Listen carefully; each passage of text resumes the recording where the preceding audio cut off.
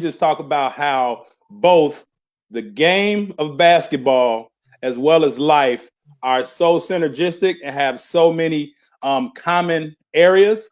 And here's where we let coaches as well as athletes um, tell their story of how a little bitty orange basketball helped change their lives and in most cases saved their lives. The show is being brought to you by my first book, Understanding Life Through the Game of Basketball. This is where the show was birthed. The way that I was taught from a lot of old school individuals, everything that they taught about the game of basketball always went back to life. So I'm not the first person that has this mindset. I guess I just am the first one to put it in a title and put it in a book. But that's what we do on this show. Just talk about how basketball principles can help each and every one of us become a better individual in life. So my guest tonight is no stranger to basketball, not at all. He's probably done more for the game of basketball, I would say nationwide, than most. Um, there's so much more, that I can say about this individual. First class. I'll stop there, right? I'll kind of start and stop with just saying first class individual, an individual that's about the people, that wants to help the people, a super official, a state champion, a great basketball mind, and I'm probably doing no justice by saying a great basketball mind, but the things that he's been able to do, not only with basketball, but just sports in general, has been amazing. I always talk about how most coaches are in the basketball business, but this individual understands that we're called to be in the people business. And once you can help people and you can help them get anywhere that they want to get in life, including on the athletic or competitive field. So I want to present to some or to most, I want to present to most and introduce to others somebody that I like to call a big brother, a mentor, a teacher to me, um, the one and only, Mr. Chris Head. Coach, how you doing today, baby? I'm blessed, Carvel, and I thank you for having me on your show. Absolutely, man. Absolutely. So, just break down to us, explain to us a little bit about who is Mr. Chris Head. Well, I'm kind of an open book. Um, Young cat, uh, started my roots west side of Chicago, K Town. Um, Went to Mason Elementary, where when I went to elementary school, there was over 3,800 students in one building. Mm, Um, with a group of mentors that that catapulted and springboarded my life and my career into what it is today and continue to be. Um, we had great mentors back then um, at Mason Playground, where my roots and where it started. Franklin Park, um, um, where my love for just sports started. hmm Just wasn't basketball. We Right. did. You had to do a little bit of everything. I wrestled. I was a very good wrestler. Oh, okay. Um, that's where the first sport that I started was wrestling. I wrestled since the age of 4, Wow. competitively for a very long time. Um, then, like I said, we had just great mentors and great men and women who taught us Absolutely. how to be young people, Mm, how to be responsible and respectable young people. Um, from um, my grade school coach, George Fry, to all of my teachers, Mr. Carter, Mr. Keel, Mr. Bond, who was the assistant principal, his wife, Sandra Bond, Sherman Blade, who was my wrestling coach and who um, was a very stern mentor to me each day. Um, a young lady who was no longer with us by the name of Maddie D. Smith at Franklin Park, who was a mother to thousands. One of the sweetest people you could ever meet. Mrs. Ennis, who was the supervisor at Franklin Park, another sweetheart of a lady, that grandmother figure. Chuck Gordon, a brother who was the male instructor at Franklin Park, who was another stern male figure for us young black men back then. Um, those were the foundations for guys like myself and thousands of others who come up in our neighborhood, who had those role models and mentors to look up to and to go to when we needed advice and things like that. Yeah. But to Yeah. also but to also tell us when we were wrong. And there was structure and discipline. There was Mm-hmm. accountability. There were expectations for us. We were not expected to be buttholes all the time, you know. Right. So Absolutely. when we screwed up back then, there were some consequences. Unlike today, there are no consequences for young people when they screw up. Yeah. So therein some of the problems that we have with our young people.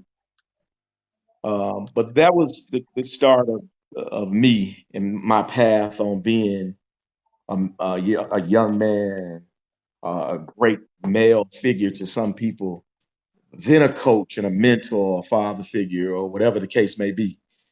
Yeah. We had great people back then that gave a shit.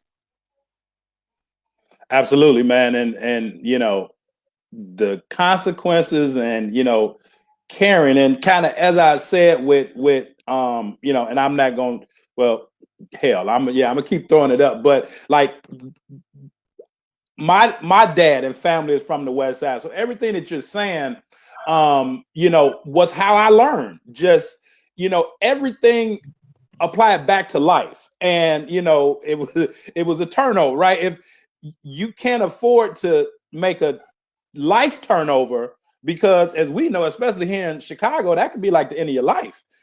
So everything has always went back to the game of life. So listening to you talk about some of those spots, some of those places, I grew up on those stories. But my first question to you, and I know you kind of talked about it a little bit, but being from the West Side, K-Town, which most people don't understand. I had a player, Jamil Harris, from Play With Your Cousin T, and Yeah. from K-Town, and one of your man too. If you can make it out of K-Town, you can make it anywhere. Absolutely. And so you're a product of Mason Elementary, Correct. and like rich history. And as Absolutely. you said, like thousands of individuals, because people was going to school at that point, and not necessarily with truant officers, but they had to, they were in school. But Yeah. can you just talk a little bit about how, I know you mentioned, Mr. Carter, Mr. Keel, Mr. Bond, Blade, Ms. Smith over at Franklin, but can you just talk about not only Mason Elementary, how that has helped you become the man that you are today, but can you just also talk about how just the neighborhood of K-Town helped you, become who we see today? Absolutely. Listen, back in those days when they knew you were an athlete, meaning the higher up gang Yeah. guys and all that stuff, they didn't mess with you, nor did they allow anybody to mess with you. Mm, They would not allow you to be involved in any of the negativity. You would always be covered up because they yeah. knew you were on something positive. Yeah. So it was that love shown from the gang members, knowing that you're not on this, you're not about that life. We're not even gonna allow you to go down this road. Absolutely. Also, the community embraced you, cuffed you. They wouldn't allow you to get involved in any of that other stuff. Back then, that old adage, "It took a village to raise a child," really meant something. Absolutely. Today, it's like when you say that you're speaking a foreign language to people, and it hasn't been that far. I mean, what was wrong? Like I would hear parents today talking about, "I want mine to have better than what I've had." My question to them would be, what was wrong with what you had? Oh, I love that. I love that. Because at the end of the day, Carvel, like I know, I got 7 brothers and 7 sisters, all by the same mama and daddy. Family. We did that Sunday dinner thing. Yep. That's mandatory. Yep. Yep. These things that we're missing in our community, the things that we grew up on. It took a village to raise a child. We act like we don't understand that piece. When Mr. Johnson is asking Lil Joy to pull his damn pants up on his ass, Lil Joy go home and tell his mama, and mama come down, want to cuss Mr. Johnson out. Absolutely. It's like we forgot that it takes a village to raise a child,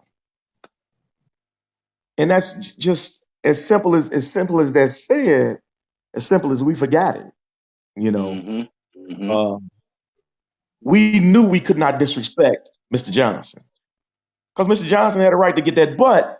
And once we got to the house, we got our butts whooped again. He was gonna get it again. Yep. Yeah. We knew there was a consequence. Yeah. You know what I'm saying? There's no consequences when young folks fuck up now. So they continue to fuck up. Young folks they come home with 6 Fs. The next day they got a pair of $300 Jordans on. There's no consequence. Yep. So the disrespect of authority and of adults and all this other stuff, I mean, we couldn't do that back in our day. You know that, Carvel. Yep. And my wish is that we as Black folk who are strong, my wish would be that we get back to our foundation and raise our children to be responsible and respectable and honest and humble. Yeah. Yeah. No, that's a great answer. And I wouldn't dare, even though I know that you would, for me, and I appreciate it, but I wouldn't dare to try to censor you. I'm gonna put the disclaimer out. This is probably gonna be the realest thing that most people that have tuned into this show over the past 4 seasons have heard. And we've had some great educational shows, but I'm gonna leave you as you are because that's who you are. So if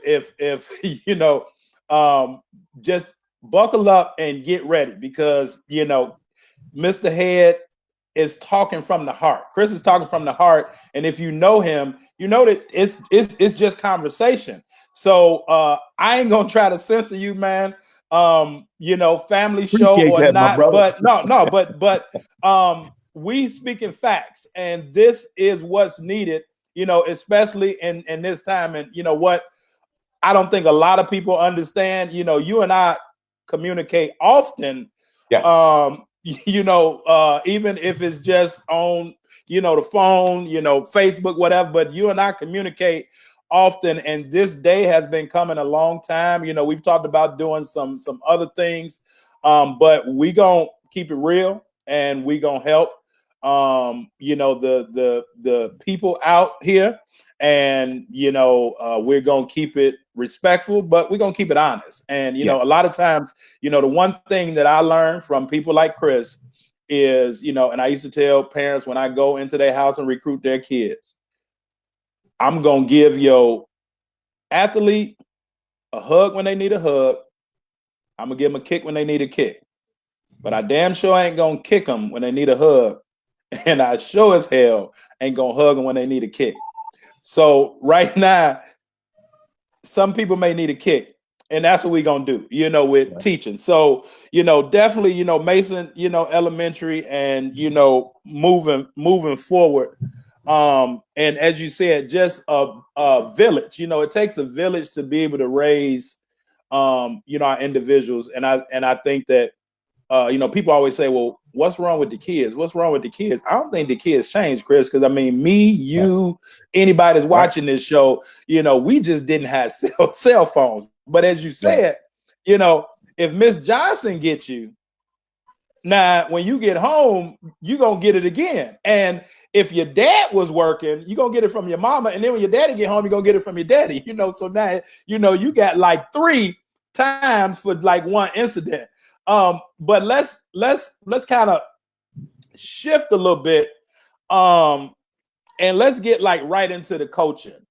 At what point in your life did you know that you wanted to be a coach? Well, I knew I was a coach when I was in 8th grade.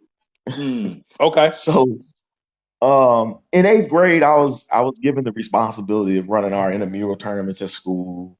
Mm-hmm. I coached some of our playground teams with Dr. Blade.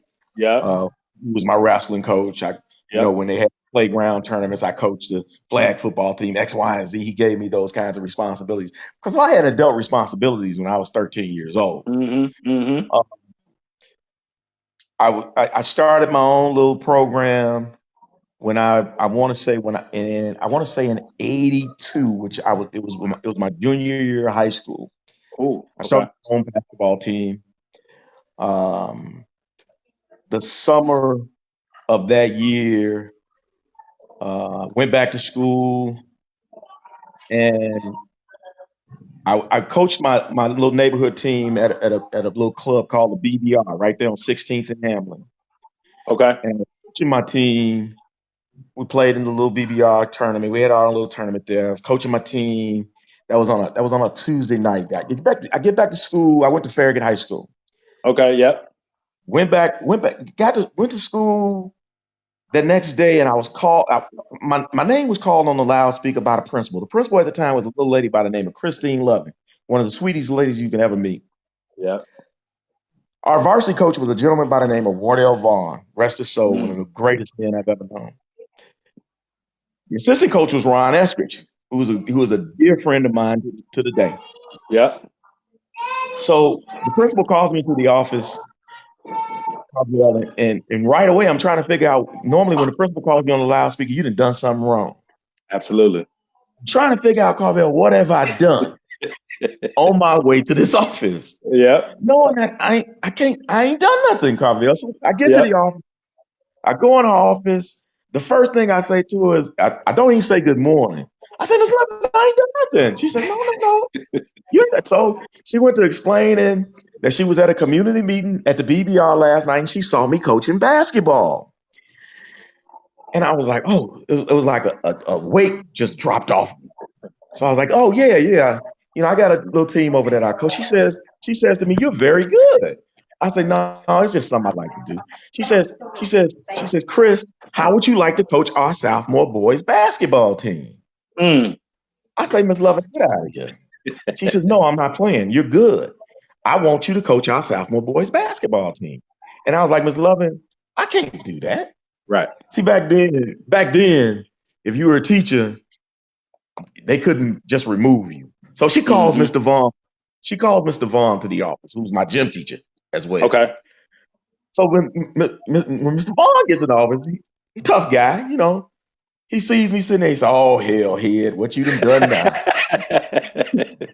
So Miss Lovin explains to him now, like that I ain't done nothing. She says, "Look, I got a question." So she asks him. She says, "How can we make Mr. Head our sophomore basketball coach?" So Mr. Vaughn tells her, she said, "You kidding me, right? We can't do that." She says, "No, I want you to be the sophomore coach." So Mr. Vaughn says to us, he said, "Well, Mr. Caps is the PE teacher, and if we fire him, he gonna file a grievance. It's like that. Mm-hmm. Oh, I'm not talking about firing him. We ain't got to fire him. I just want him running the team. Mr. Caps can sit over there and oversee him, but I want him to run the team. We'll All right. pay him through the student funds or student whatever case may be.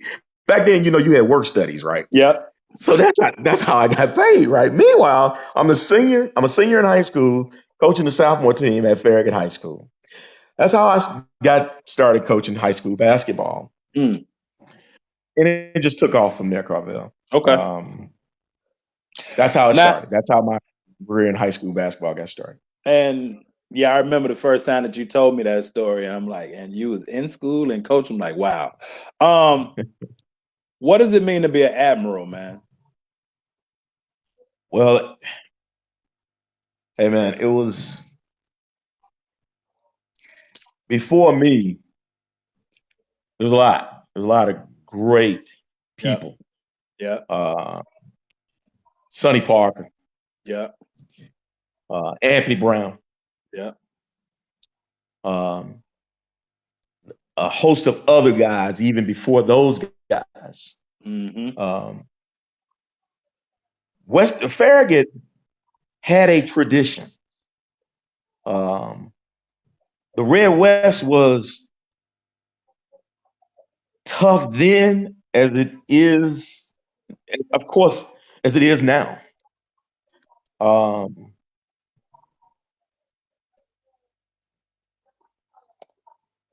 Farragut just it had a number of very good basketball players, a number of very good people to come through there. Right.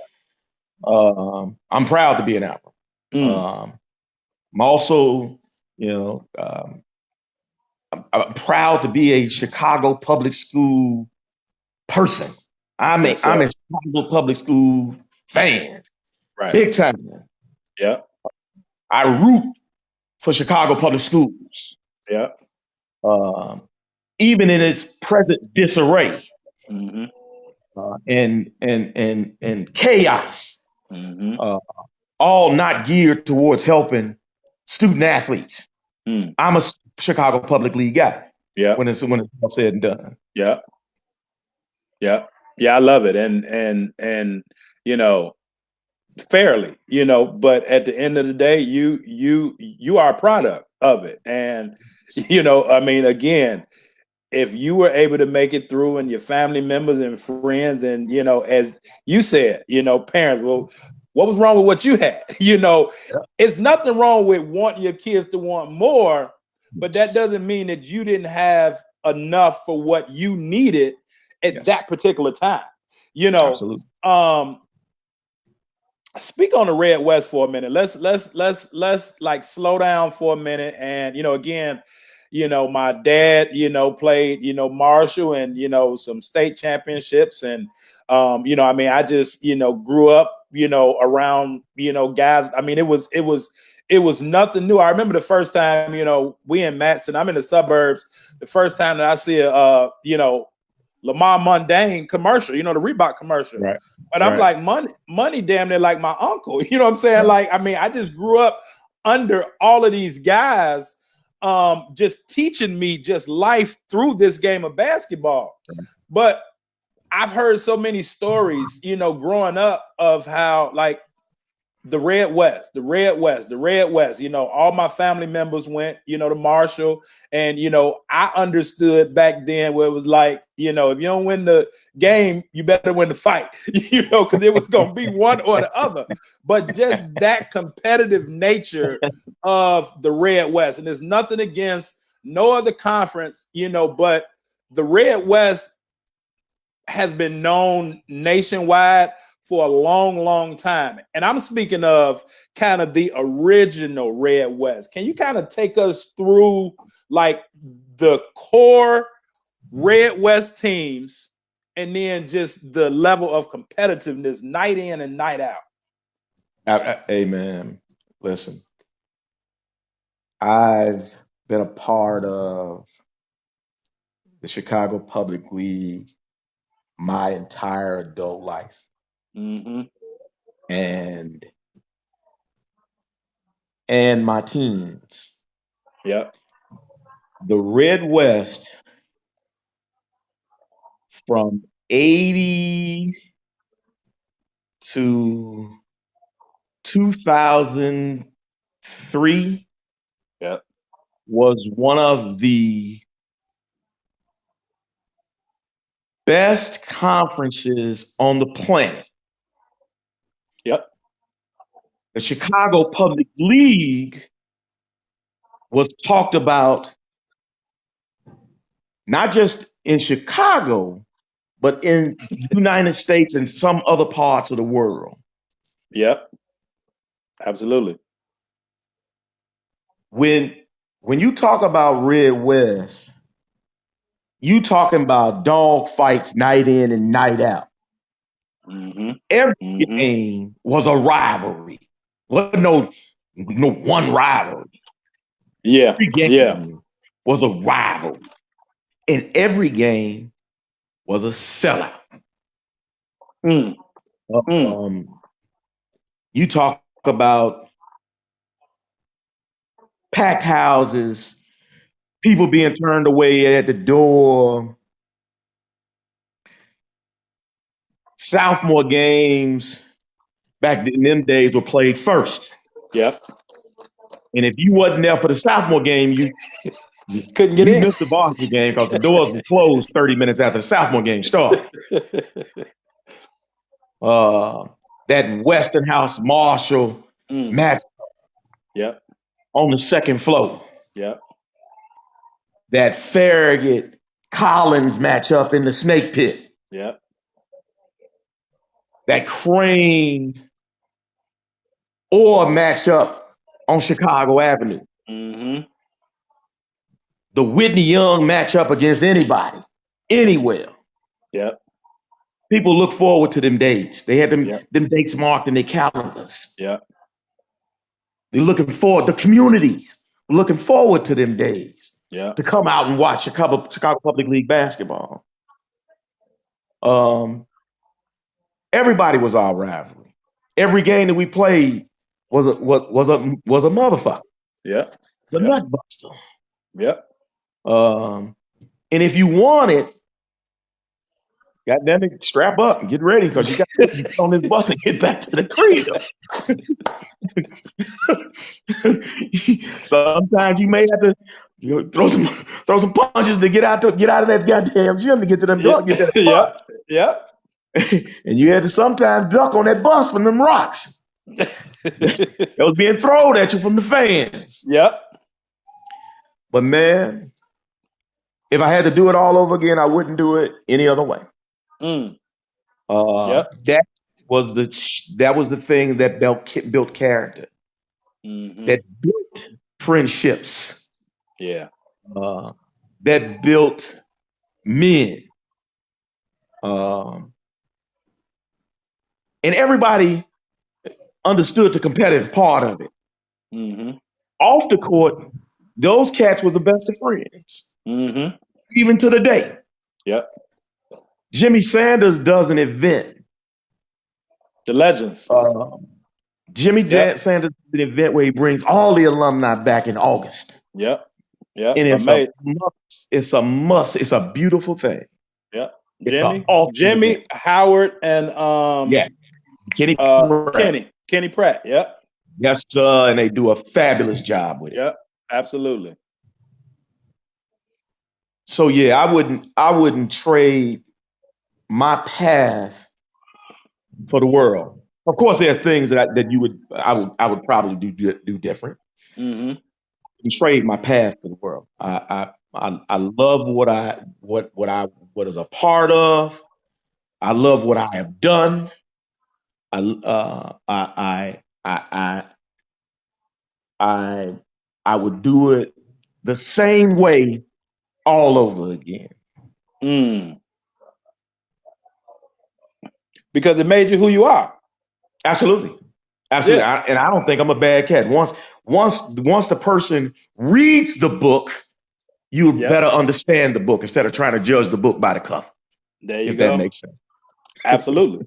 Absolutely. Absolutely. Yeah. And just the point of you know, you are, here, I mean, and I don't take it lightly, anybody that ever gets on this show, but, for, people like, man, can get Chris. Well, I mean, again, we talk, but like, I don't take it for granted that regardless what somebody may think of your stature, you've always just been a person like, one, you can probably sniff BS better than a dog.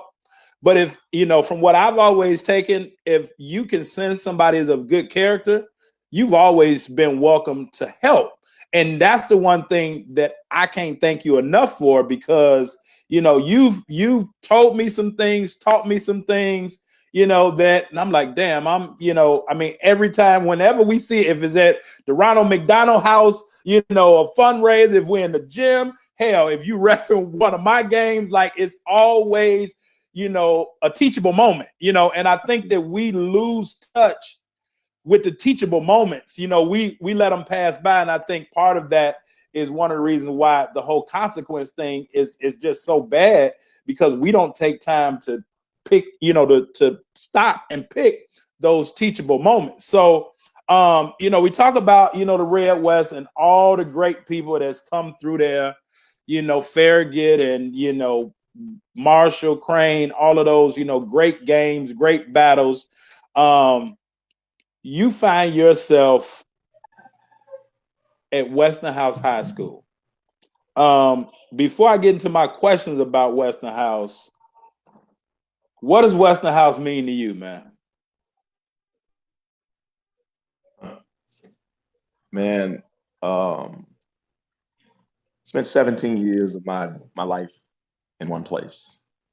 From the time that I was there, even till the day, I have absolutely nothing but love for the warriors of West. Mm-hmm. Whether you're a basketball player or not, if I could help you, I helped you. I helped whoever I could help. Couldn't, then I found somebody to help. Leave them stranded or leave them out there hanging. Western House it is not the extended family, the part of the family. And that's how we were there. Yep.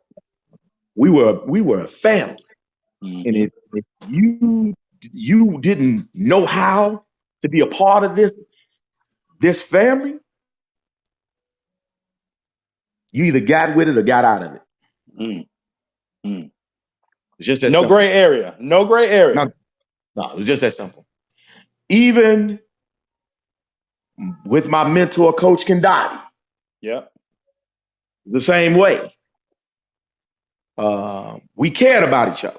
It meant a lot for us as the coaches that every single one of our athletes did their best while they were at Western House. And after 4 years of being a part of us, we felt it as our responsibility for that young man to go to school, if that young man wanted to go to school. Yeah. And bigger than basketball. It was bigger than basketball. Basketball was that tool to get you in. But for us, it was bigger than basketball. We cared about you as people. And that expression that shows today, because it just didn't stop after you left those confines of Western House. It continued on to the day. Yeah. And like all of those guys that I know that play for you, and for Coach Kendati, during that time. I mean, as you said, they all still rock with one another. The thing that I love most is seeing the growth. Again, you understand that, like, we ain't really in the coaching business, or the, refereeing business. Like, we're in the people business. We're into developing and helping young people get better throughout life. One just popped on, but I remember, I was working in a group home back in like 99. And I met two little brothers. We used to take the kids in the backyard and they stayed two houses down, Corey and Kenneth Caston.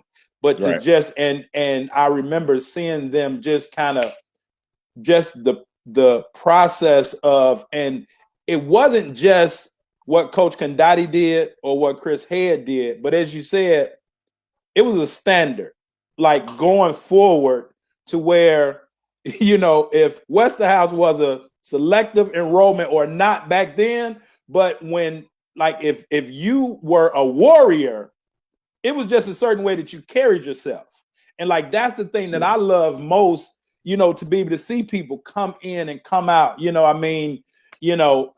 of my, best friends, Mark, Dave Greer, you've done, if it's Fatty, Kiwan, you've had a host of,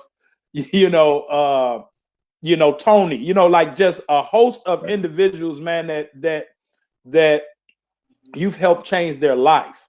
And a lot of times, most times you can't quantify that. A lot of times people want to say, well, what if you can't quantify the development and the changing and most times saving somebody's life. Can you talk a little bit, Coach, about, let's, not help the coaches right now. Can you talk about building a team culture? I mean, because you had some guys on that team, on your teams at Westerhouse that probably could have went anywhere in the country and started and been the man. And a lot of those guys collectively were on the team, same team. We see a lot of buddy ball now, and a lot of that. But can you just talk about just building that culture to where you guys really, really represented what the word warrior meant? Well, again, it goes back to when kids are seeking to come into your program. Again, we ran a program. We didn't run a team. Mm-hmm. Big difference. When we were seeking kids, or kids were seeking to come into our program, we wanted to know how the home situation was. We wanted to meet the parents and get to know the parents, and the parents get to know us and what our expectations was of our young people, and to explain to them and to let them know that, hey, look, listen, there are some expectations when your young student athlete is with us. These are those expectations, and he'll be held to those expectations. And when he's with us, he is an extension of us. Yeah. So we will be that father figure for them, and advocate for them when they need to be advocated for. But the other piece was they was known. This was known in the door that, hey, man, see that brother to your left and that brother to your right, the brother in front of you, the brother behind you. You do a little bit more than like them. Eventually get to a point where you love these brothers. Yeah. This brotherhood. Yeah. This lifelong brotherhood of, I am your brother's keeper, for real. Absolutely. You know what I'm saying? So it was not just, it was bigger than basketball. You know what I'm saying? When Martell had issues and he couldn't come to myself or any of the other coaches, he knew he can come to one of his brothers. Yeah. And have that conversation. Yeah. And if an adult needed to be involved, then brothers came to us. And we got involved. We wasn't that, oh, we only coach basketball and you only do this. No. This is 365 7 days, 7 days a week, 24 hours. Accountability. Absolutely. Total And accountability. Yeah. they and throughout the years, all of our kids understood and knew that. Uh, Mm-hmm. Mm-hmm. didn't understand why they thought that I was so tough on them until after they left. And my thing was really simple. Is that if you can take and deal with what I'm putting you through right now, The rest is you easy. can do anything on the planet. It Yeah. is easy. Yep. I was preparing young boys to be young black men. Absolutely. More Absolutely. important than Yep. basketball. We just so happen to be good at what we did, basketball.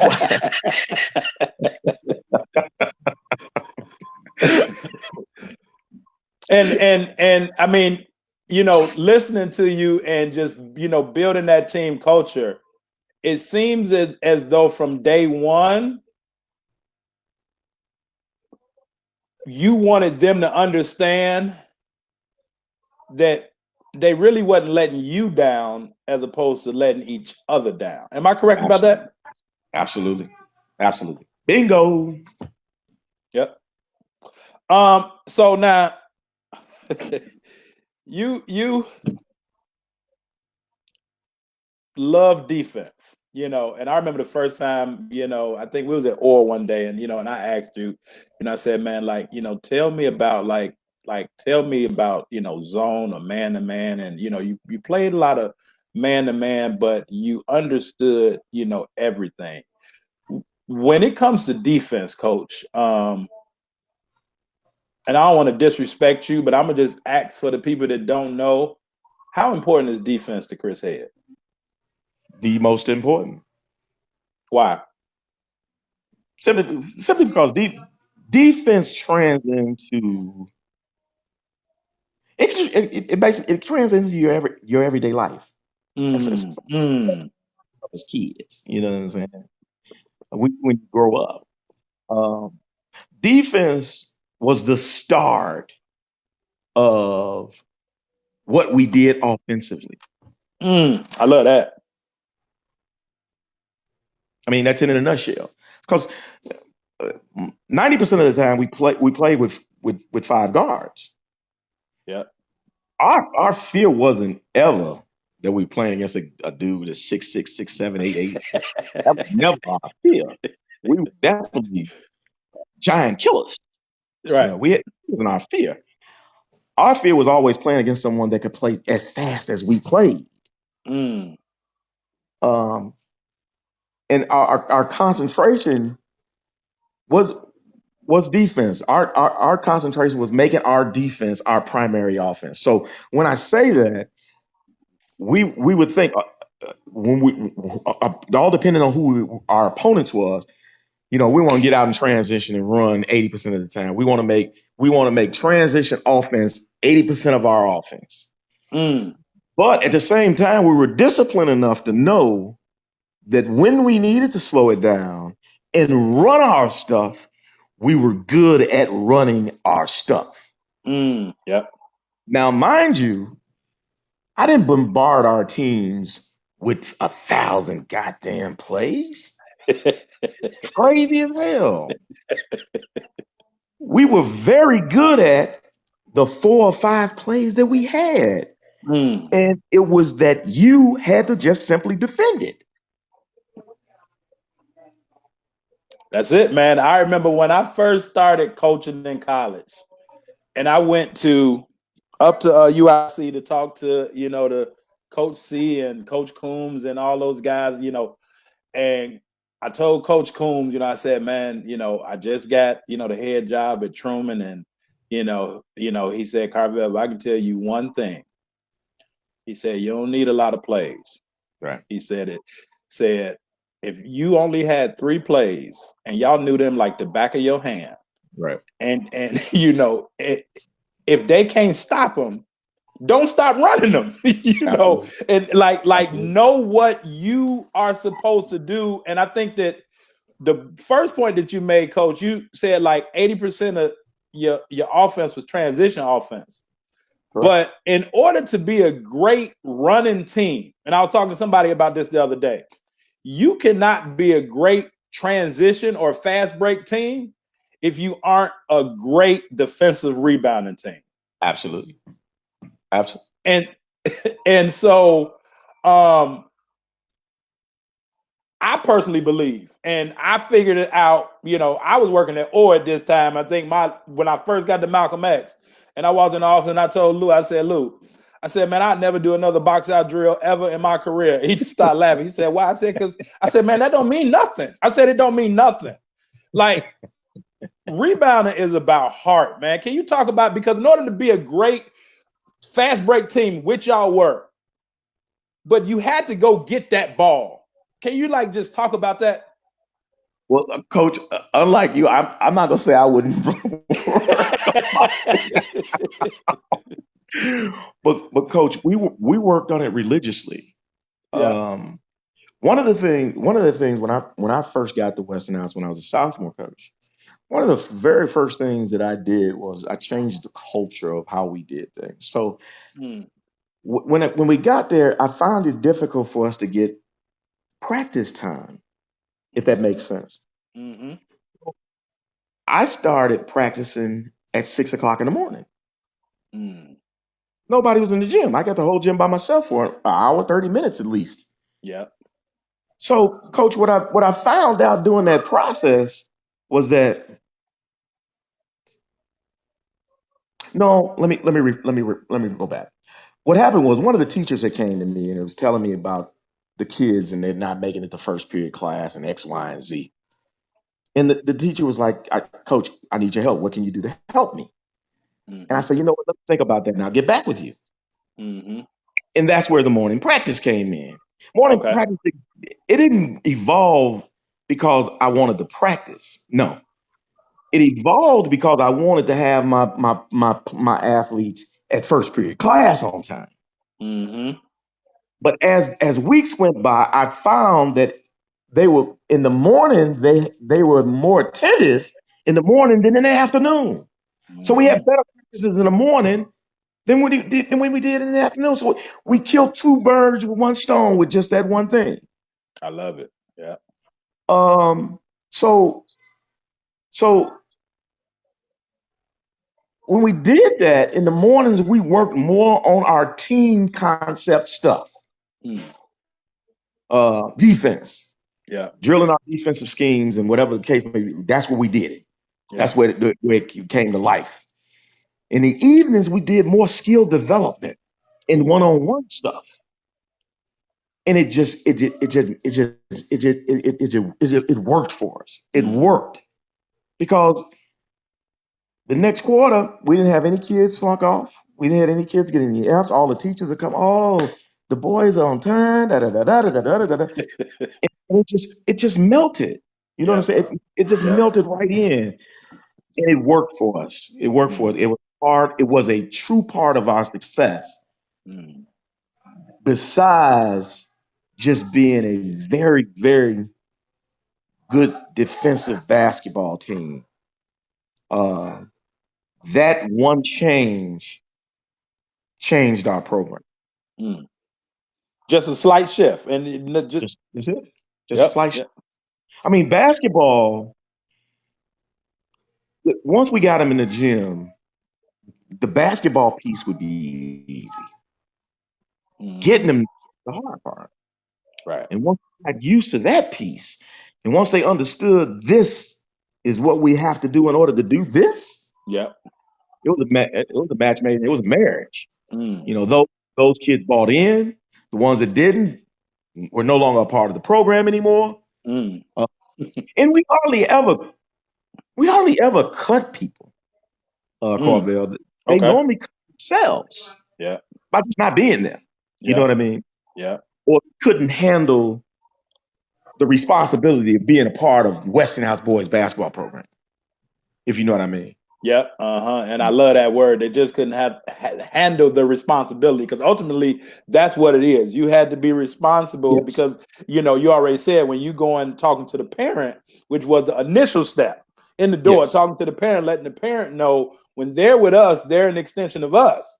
And so, that breeds responsibility. And, you all were great. You know, you all were great. But now, what a lot of people don't understand, Coach, and I want you to kind of tell the story because I may butcher it a little bit. I believe that you really, really started the whole small ball. You know, people remember like when Phoenix Suns was doing it, but like Chris Head started small ball a long, long time ago. Yeah, But the AAU rules, as we know it, are different because of you. absolutely.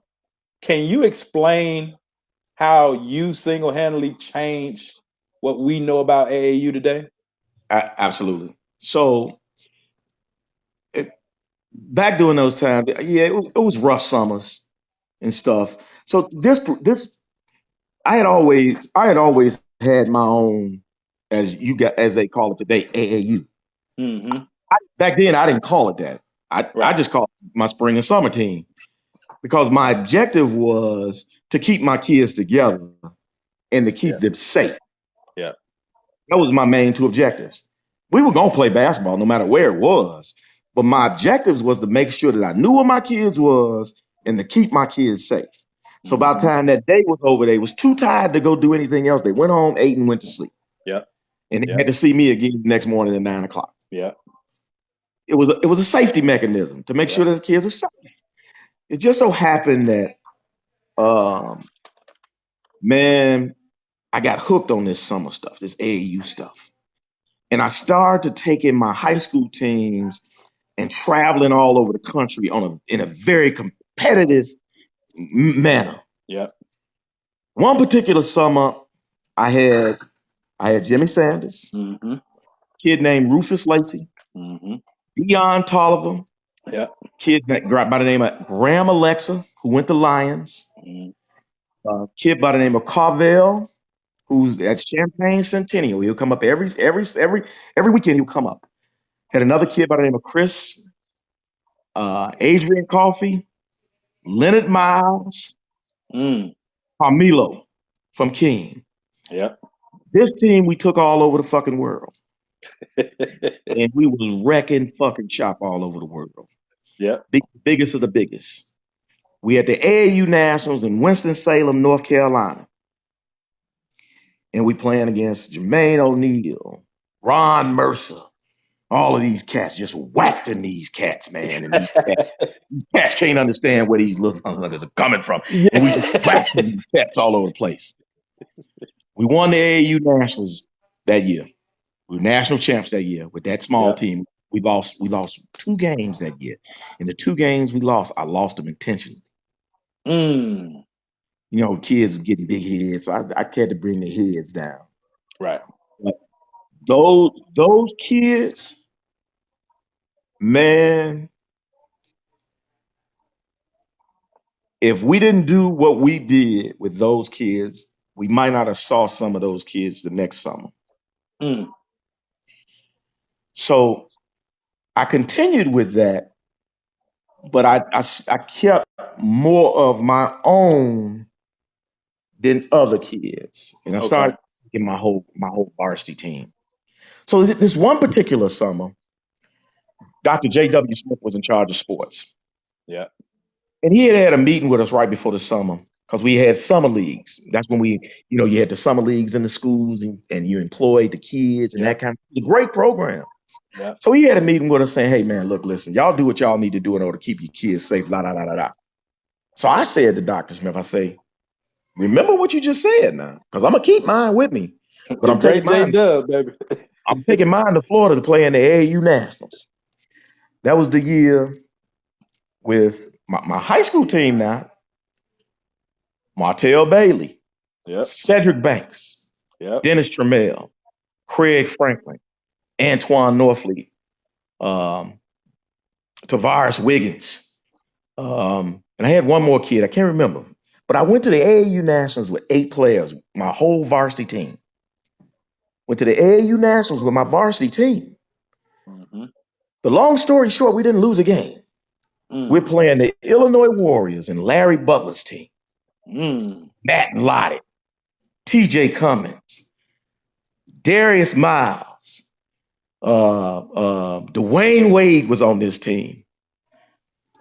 So I was sick that day. I was sick as a dog. This game is on ESPN. It's on national Okay. TV. Yeah. Sick as a dog, Carvel, before the game. Larry Butler comes down to my bench, and this is what he says to me. And me and Larry are friends today now. Yep. Yep. We wasn't friends back then. Oh, okay. Okay. We wasn't friends. I hated Larry's guts because Larry did some shit. But anyway, we're friends today. But Larry says to me, say, hey, man, let's put a good showing on for the TV. I looked, I say, Larry, what did you say? He said, let's put a good showing on for the TV. Mind you, I got stomach flu. I'm sick as a dog. Man, I hop up. I do my little whistle, whoop, whoop, take my boys out in the hallway. I give them a little pep talk. We come back out there. They start the game. Man, you can Google this game, actually. When we're done with this interview, I want you to Google that game. Okay.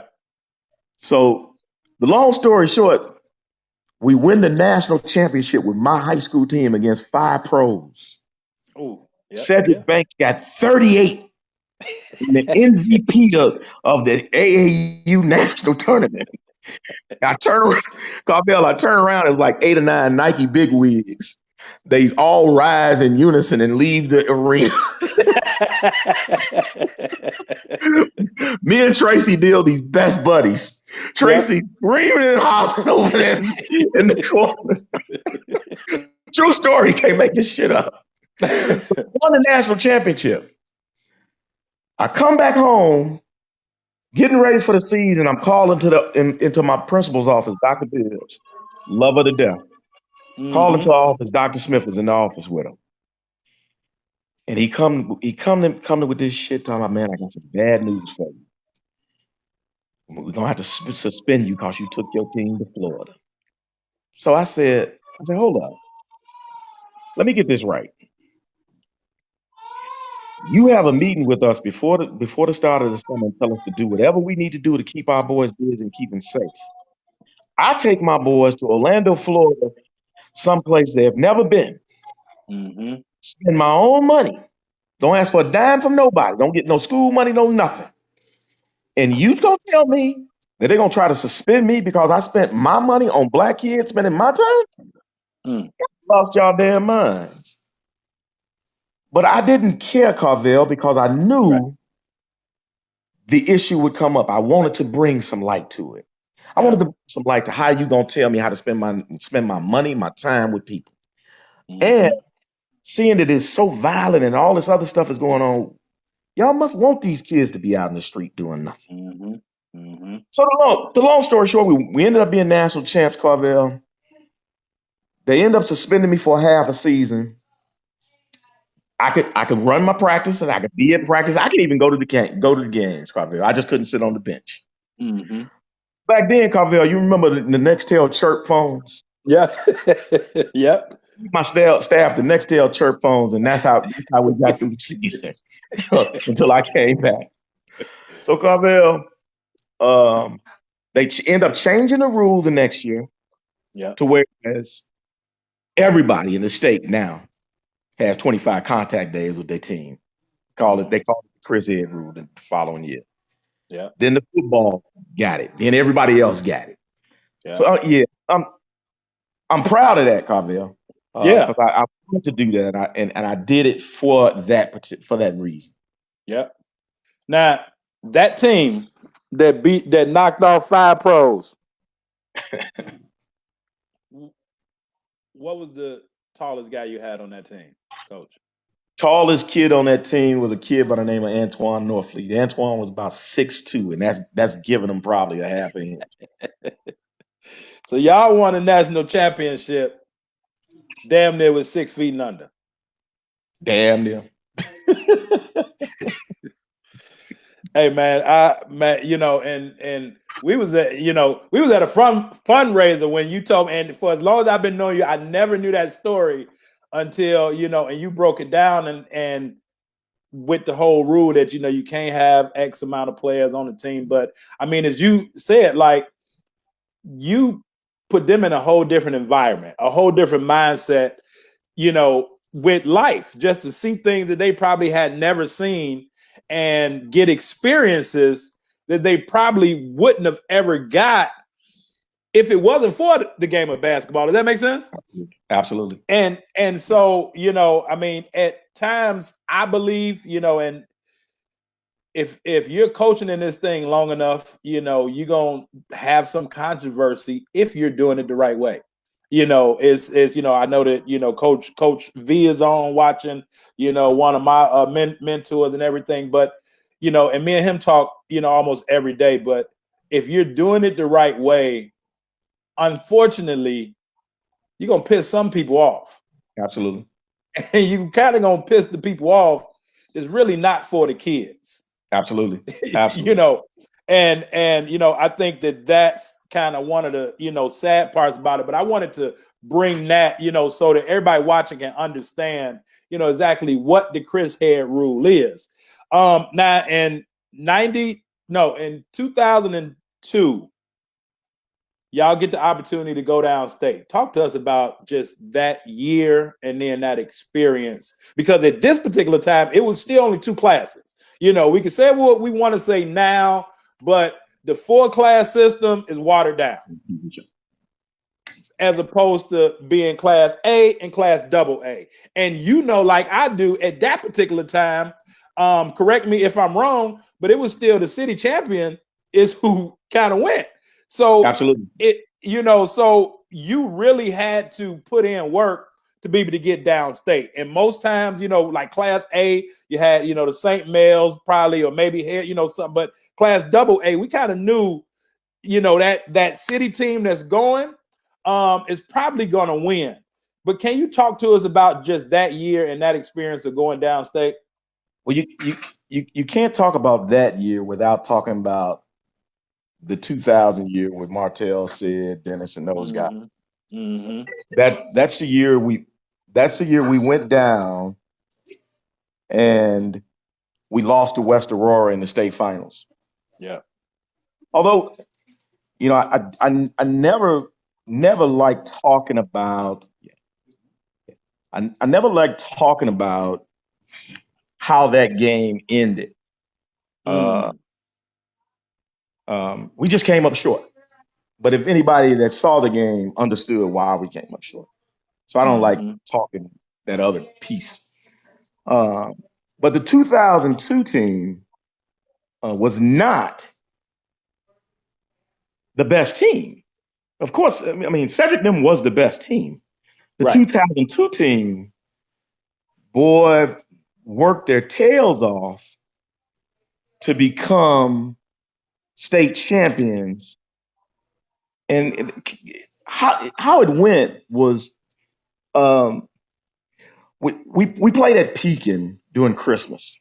And at the Pekin tournament, we played Springfield FF, Iguodala, McBride, and the other guys. Yeah. We played them in the championship in Pekin. We lost to Springfield, I think by 5 or 7, something like that. And we wasn't healthy. Tony Bennett was sick. Jamal was sick. Clyde Crosby. Them guys had colds and flus. So we wasn't sick. We wasn't healthy at that time. Mm-hmm. So when we got back home, we had that Monday, we had practice, and the practice was more of a rap session. It was a coming to Jesus moment. Whereas I sat down and I said, look, guys, let me just explain to you what I know is going to happen. In order for us to get where we're trying to get, and that's that down and win the state tournament, there's a couple of things we're going to have to do. We're going to have to get better X, Y, and Z. Just like that. If I tell you those cats committed to X, Y, and Z, they committed 1,000% to X, Y, and Z. Whatever I asked them to do, they did it. We played Farragut in the city championship.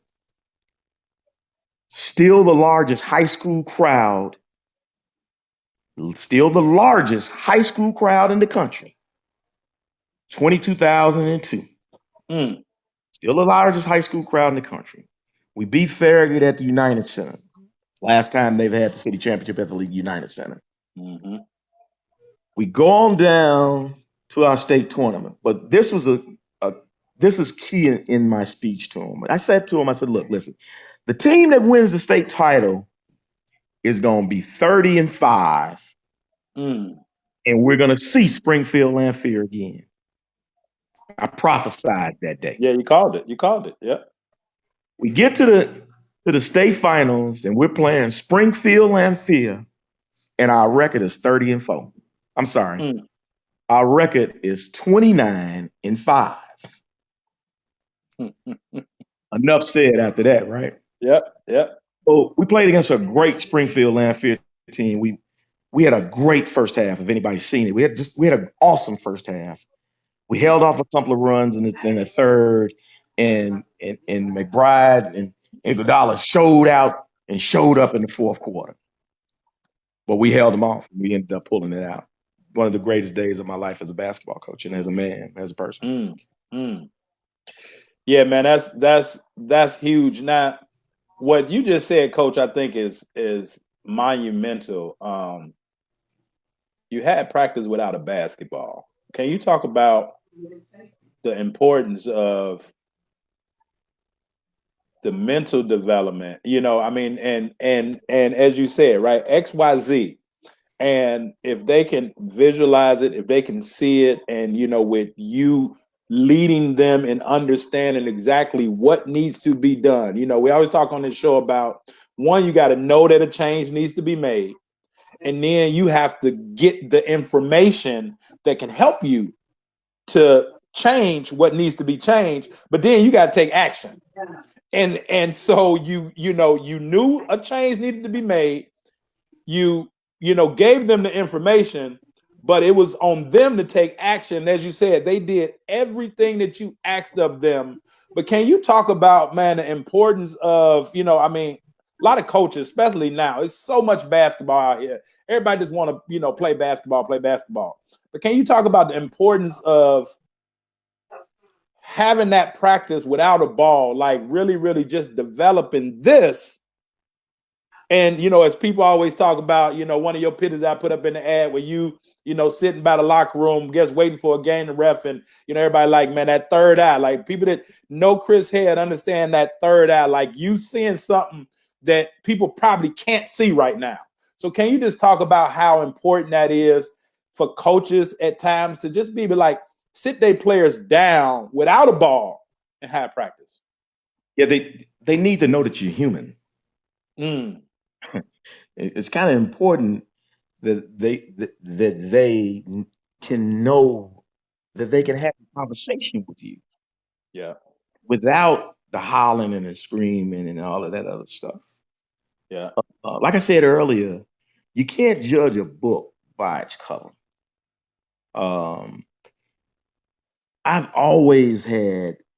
We've always done group discussions. We've always done practice without basketball. We probably do more aquatic stuff without a basketball than any team, high school team in the country have ever done. We've done untraditional things just to mix it up. Yeah. Just so they don't have to do basketball every day. All the time, yep. Because eventually they're going to do one or two things. They're going to either tone you out to that lengthy part of that season, or they're going to knuckle down and lock in. Mm-hmm. I wanted them to knuckle down and lock in. So we did different things. Did things other than basketball, doing basketball season.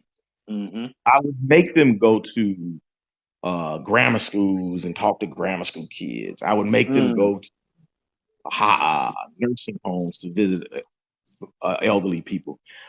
We would go to the movies as a team.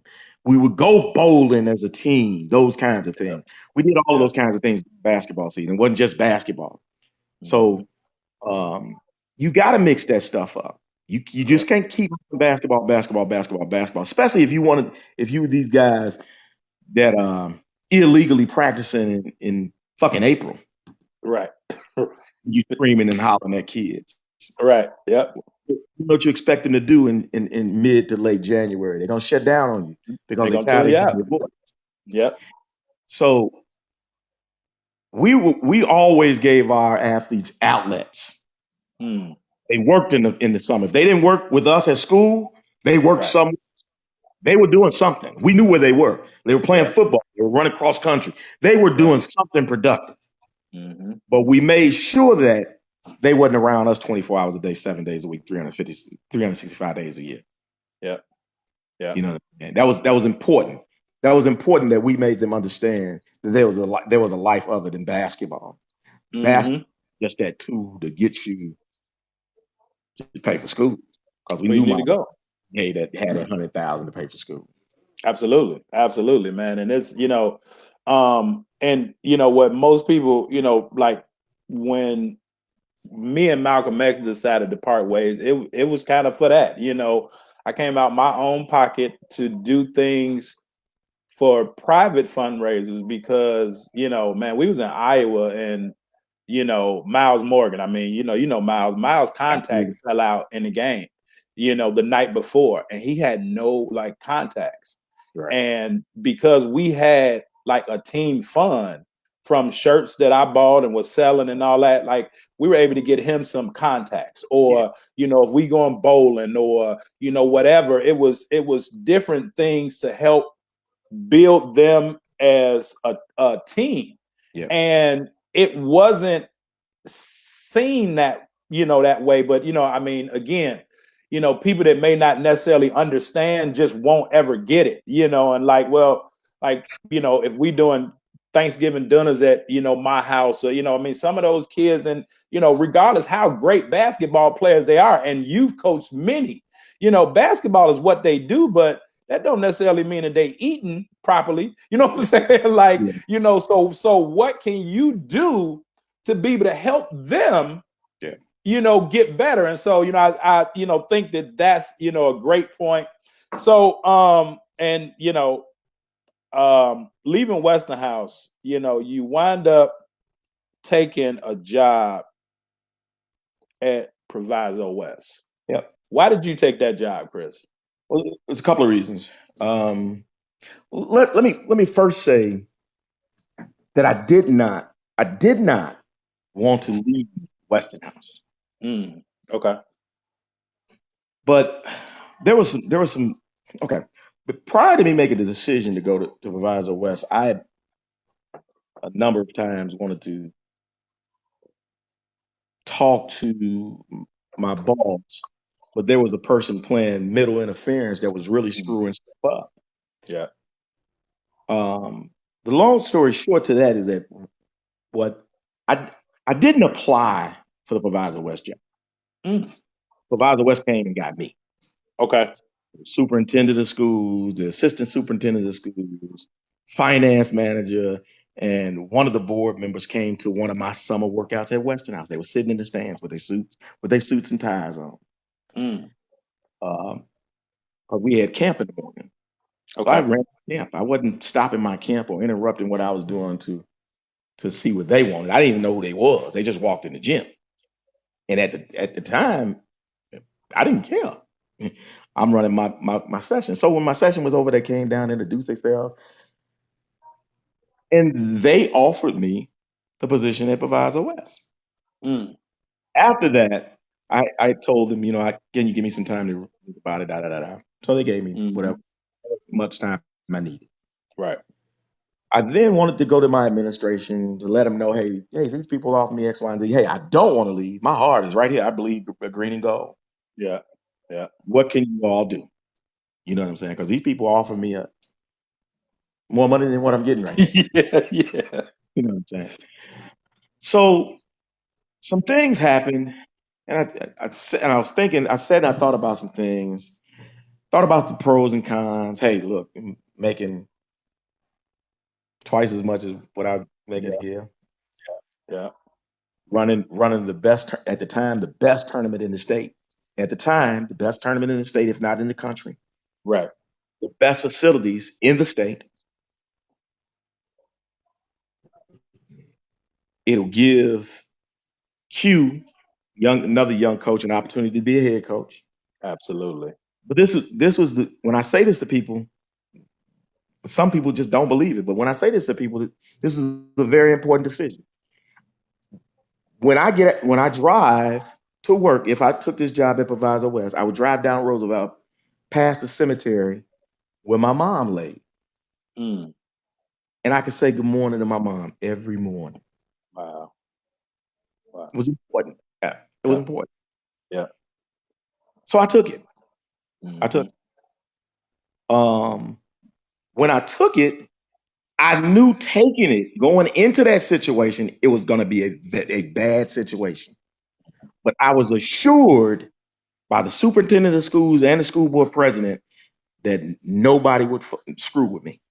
Mm-hmm. I knew that the principal was a guy by the name of Dick Klisch, who's Mark Schneider's best friend, who I'm replacing, was going to try to throw a monkey wrench and stuff. I knew that because we had bad blood as me being the coach at Westinghouse. Right. I knew he would do some bad things, but I would only have to deal with this dude for 1 year because he was retiring. Okay. And the school board president and the superintendent of schools knew about it. And they was like, don't worry about him. All you had to do is answer to me. You don't even have to say good morning, good night to this dude. He can't do nothing to you. They assured me of that. So now I get there. I'm really excited about it. I take the job late in the year. I can't bring any staff on. So I was going to get rid of everybody. I was just going to coach all 3 levels by myself. I was going to do it. But the AD at the time was a guy by the name of Frank Montgomery. Love Frank to death. Frank asked me to keep everybody on for 1 year. Just give him a chance. Me not being able to go out and get who I want. Okay, I'm gonna get these dudes. I'm gonna get a brothers a chance. So I keep everybody he asks, I keep them on. Have a meeting with everybody. My goals, objectives. This is a 1 year you dig. If you can't cut the mustard, boop, you're out of here. Meet with the kids. Everybody's excited. Now the season starts. First game of the season. The very first game of the season. Assistant on my staff by the name of Mike Johnson. Still a part of that old regime. But I get a guy a chance. Long story short, he tries to personally sabotage me right during the first game. So I fires him immediately after the game. I fire him, let him go. Told Frank, told him the reason why. Frank was like, hey, you got to do what you got to do. Okay. Fires him. Mind you, season is going on. Kids are excited. Playoff. We win our first game. Woo! School's excited. Student bodies. Basketball is back. The atmosphere throughout our building was just transformed. All in just less than a week or a month. Kids are excited. The students are excited. The staff is excited. So it's a different air around Proviso West. The basketball team is competitive.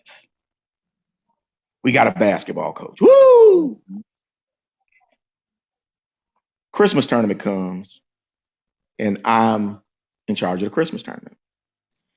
So one of the things that I do, Carvel, is I change the way we do business with the holiday tournament. So the people that used to touch money and tickets no longer can touch money and tickets, Carvel. That's a problem. That's gonna make somebody upset. Yeah. Oh, that's a problem, Carvel. That's a problem. So the tournament is. I'm gonna fast forward. Tournament is over. We do well in the tournament. We're competitive. We do well, Carvel.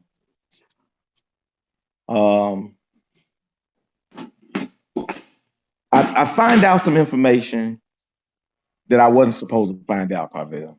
So I brings it to some attention, just to let them know that I know Right. Put some people on notice. I cover my ass, Carvel. So season going on, Carvel. We having a great season. freshman A, freshman B, sophomore, varsity. First place in all 4 of the leagues. First time in school history we win the conference in all 4 leagues. Woo! School's happy. First time they play Proviso East in a long time, Carvel. We go over there and play Proviso East. And we kicking their tails. I kicking their tails, Carvel, with a bunch of sophomores. We kicking their tails. Shannon Brown, D Brown, we over there weighing them out. Yeah. People didn't expect that, Carvel. Yeah. So then people over there doing the 3-step, and over there they screw us. So we get screwed over there. No problem though. No problem. I'm proud of my boys. Absolutely. So, Carvel, we had a great season. First time in school history we won freshman A, freshman B, sophomore and varsity. First time in school history. We lose in the regional championship or sectional championship. But anyway, we lose. I take my younger kids, my young boys, I take them downstate because I need them to see what this is, because this is where we want to be. Yeah. I need them to understand this process. Take them down there, Carvel. And on my way back, I get a phone call from the school board president, dude by the name of Chris Welch. I'll never forget this. He calls me, say, "Hey, coach, how you doing?" I say, "I'm good. We're on our way back from downstate with the team." He say, "Look, I got some bad news for you." I say, "What?" They're gonna try to arrest you tomorrow at school, saying that you've been hitting this little boy. I said, "Man, what the fuck is it? If y'all don't get the bloop out of here, man, ain't nobody. I'm not trying to hear that." So I hang the phone up, call my lawyer, tell him what's going on. He says, "Chris, I tell you what. If that's what they planning on doing, let's beat them to the punch.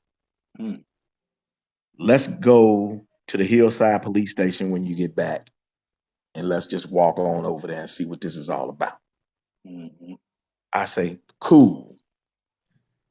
But I forgot that one of my friends who I met at Proviso West, Sergeant Montoya, is a sergeant at Hillside. So I called Sarge. I say, "Sarge, look, listen, man." He said, "Coach, I'm glad you called me. These people gonna try to do this crazy shit to you. Where you at right now?" I say, "Coach, I'm on my way back home from Peoria." I say, "Sarge, I'm on my way back from Peoria. I'll be at the school in about 45 minutes. He said, "When you park the van, come on over to the police station. We gonna take care of this right now, so they don't come in that school and do that crazy shit to you." So Sarge takes care of it. Does all the paperwork. Sarge takes care of it. He's sitting there. He's like, "Chris, you did some bullshit. Da da da da. It's the process. Da da. But hey, we took care of it." So, Carvel, the craziest thing happened. The 2 detectives that was assigned to the case comes in the station and sees me just sitting there. And you should see the look on these people's face. They red as hell in that dough. See me sitting there, uncuffed in this chair. Right. So they get to screaming and hollering. And one of them says the N-word. Carvel, I get up and I say, "Man, if you disrespect me like this one more time, it's gonna be on in this motherfucker. I don't give a fuck where we at." Right. Sergeant Montoya hears this. He comes out of the back and he says, "Hey, look, I got this already. I know what you dudes was trying to do. Y'all was gonna go over there and arrest him while he was in school. He's been processed. He's been booked. All of this shit is over with. So don't go in that school and mess with that man." So you should see the look on these people's face when I walk out the door. So Carvel, this came from a 18-year-old kid. I'm not gonna mention the kid's name. Right. But the young man, when they were trying to convince this young man to lie, the young man came to my office and he told me everything was going on. So I said to the young man, I say, "Have I did any of this shit that these people are accusing me?" He said, "No, coach. You ain't done nothing but help us. You the best thing that ever happened to us, coach. And I ain't doing nothing. I ain't testifying, I ain't doing nothing. I ain't pressing no charge. I say, son, look, listen, I know I haven't done nothing to you. You know I've done nothing to you. You do whatever you need to do. Right. I'm happy. I'm content. I know I ain't done nothing. So the long story short, the crap actually went to court. I won the case. I beat the case. But I was fighting for my name, Carvel, Yeah. because Yeah. this shit was all about money. Mm. They couldn't do what they were normally doing with that money anymore. I stopped them. Mm. Mm. So they convinced this woman to have her son lie on me about me hitting him in his private parts from fucking October to March. Now, I don't know what 18-year-old is gonna sit there and just let you hit them in their private parts every goddamn day and you not do nothing. I mean, Right. I just can't Right. phantom that. So Mm-hmm. that's what that crap was about out there. It's a dark spot. I don't even call it a dark spot, Carvel, because at the end of the day, I didn't do anything nothing but help kids when I was even Mm-hmm. there. Um, this is about uh, grown folks trying to control Chris Head in their Yeah. company. Yeah. Now, so the question that I want to ask about that, and you kind of touched on it, and I know that you are, man of strong faith, God fearing man, definitely. Absolutely. Um, Outside of that, and I mean, that's all that you really need. But how did you handle that? I mean, you've taught your teams to be mentally tough, mentally strong, to fight through things. Again, we talk about growing up in K-Town and, Mason and Farragut. But as you said, you fighting for your name. I kind of dealt with a similar situation and, to where it's like, for real. And I mean, people would do some treacherous things Yeah, if they haven't have an agenda, right? Um, absolutely. how did you deal with that mentally, coach? Like, I mean, how did you get through that period in your life?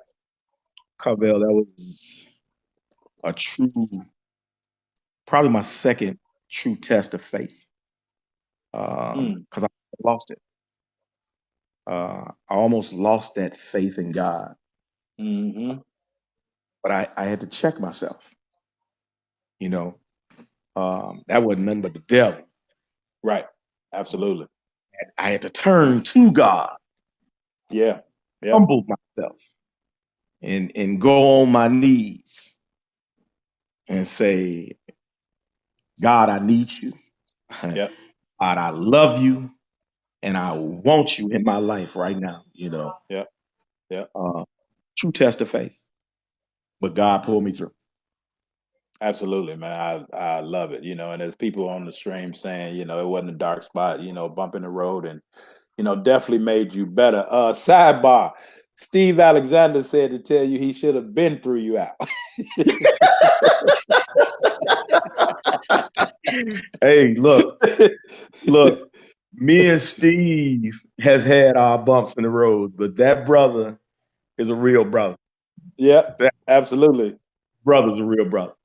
Absolutely, absolutely. And I've been saying it for some time, but I'm a tag team and get him and Juan on the show, man, and we gonna do some amazing things with help the people.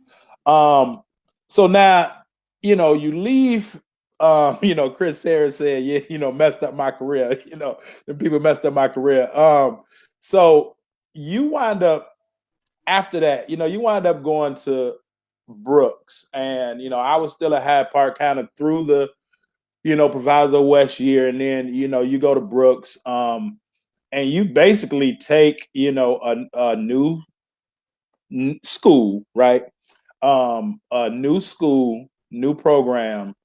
And you make some instant changes like automatically. You know, we come over there and, you know, I remember Sales and Newsom like, hey, you know, yeah, we going on. I'm like, why are we playing Brooks? You know, like, you know, with Chris over there. Okay, I, you know, say no more. Yeah. And I've mentioned this to a couple people.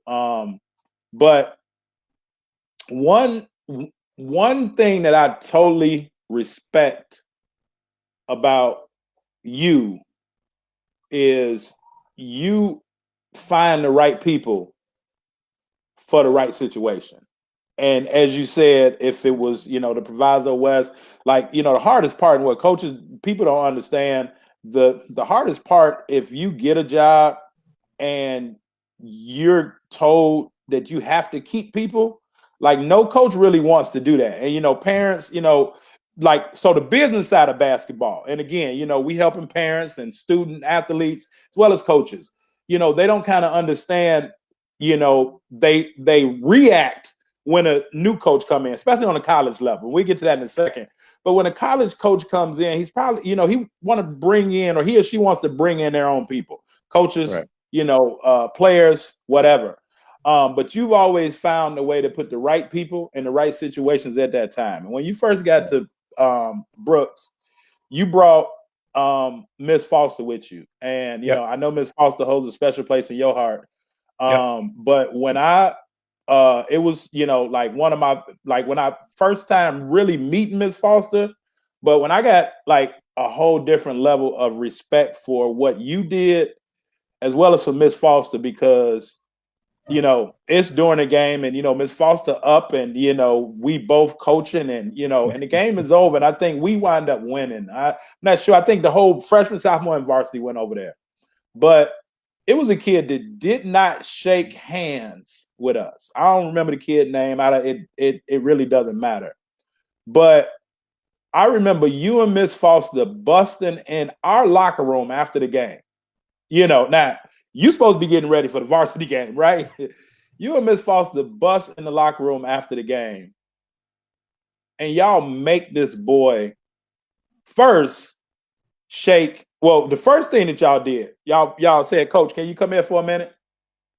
And y'all made the boy apologize to me.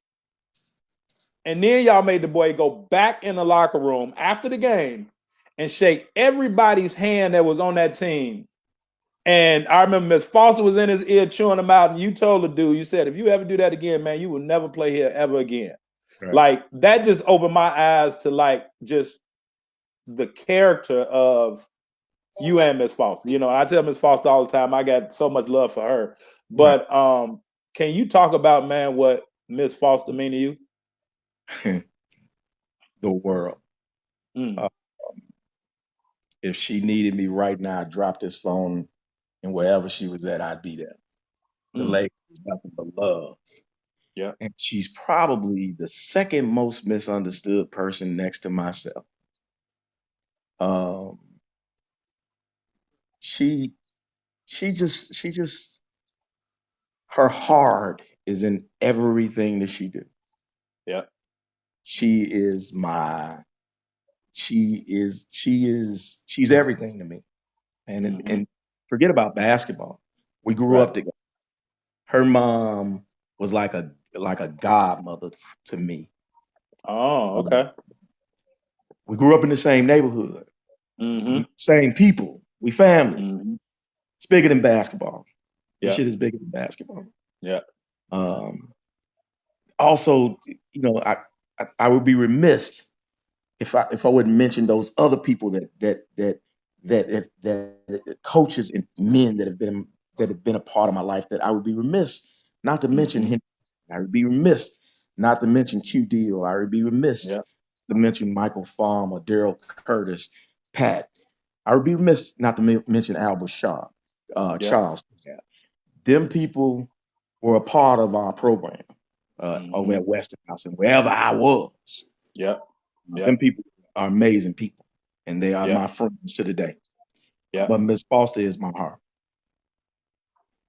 Truly. Yeah, I love it, man. I you know, love it. And you know, it's kind of crazy because both of y'all are misunderstood, but y'all really kind of soft people, you know, at the heart. You know, people, you know, just kind of misunderstand y'all. But as you said, like all of those all of those people on your staff. So how, like, can you talk about the importance of selecting the right individuals for the time, if you can understand what I'm saying? Yeah, I can. Back then, it was a little bit more easier to select good people than it is today. Okay. Back then, people were in it because they loved the game, Mm, and then they loved working with kids. yeah. Today, it's a business for these cats, Mm, and they are hurting and killing the game that I love because they yeah. don't love the game. They don't love the game. They're just in it for a buck, Mm, um, and they're hurting the kids. yeah. The kids are suffering. The kids are still suffering. While we find our kids are so behind the eight ball, the European kids are just making leaps and bounds because they're in the gym working their asses off, listening to Yeah. people, putting that foundation together instead of doing everything other than the foundation. Right. Right. Right. So, now let's get to it, and I saw an interview that you did with I got Young Ballers TV. And he asked you a question about refereeing, but I mean, a lot of people don't know you were reffing and coaching at the same time. Yeah. And when Coach V said polo shirts, because that's what Coach V called him. It's guys just want to put on a polo shirt to sit on the sideline to look good. They're really not in it for the right reason. It's just like it's like you call a dude when he goes into Walmart and just look. You call him Walgreens. Yeah. You ain't trying to buy nothing. You just Walgreens. Nothing. Nothing, not at all. So and I was, explaining to Mike, and I know, Mike is, one of your close friends, man. Absolutely. Mike Oliver, the great coach at, Cary Absolutely. High School. And me and V always talk about it too. Mike is kind of misunderstood, but Yes. I think, and people be like, man, I got, I got a ref Chris game tonight or whatever. Can you talk about, because you said like coaches, a lot of coaches nowadays don't know the game and they're not in it for the kid, right? Which basically the two things that you must be able to do, again, understanding life through the game of basketball. But can you talk about the importance of just knowing the game from an official standpoint?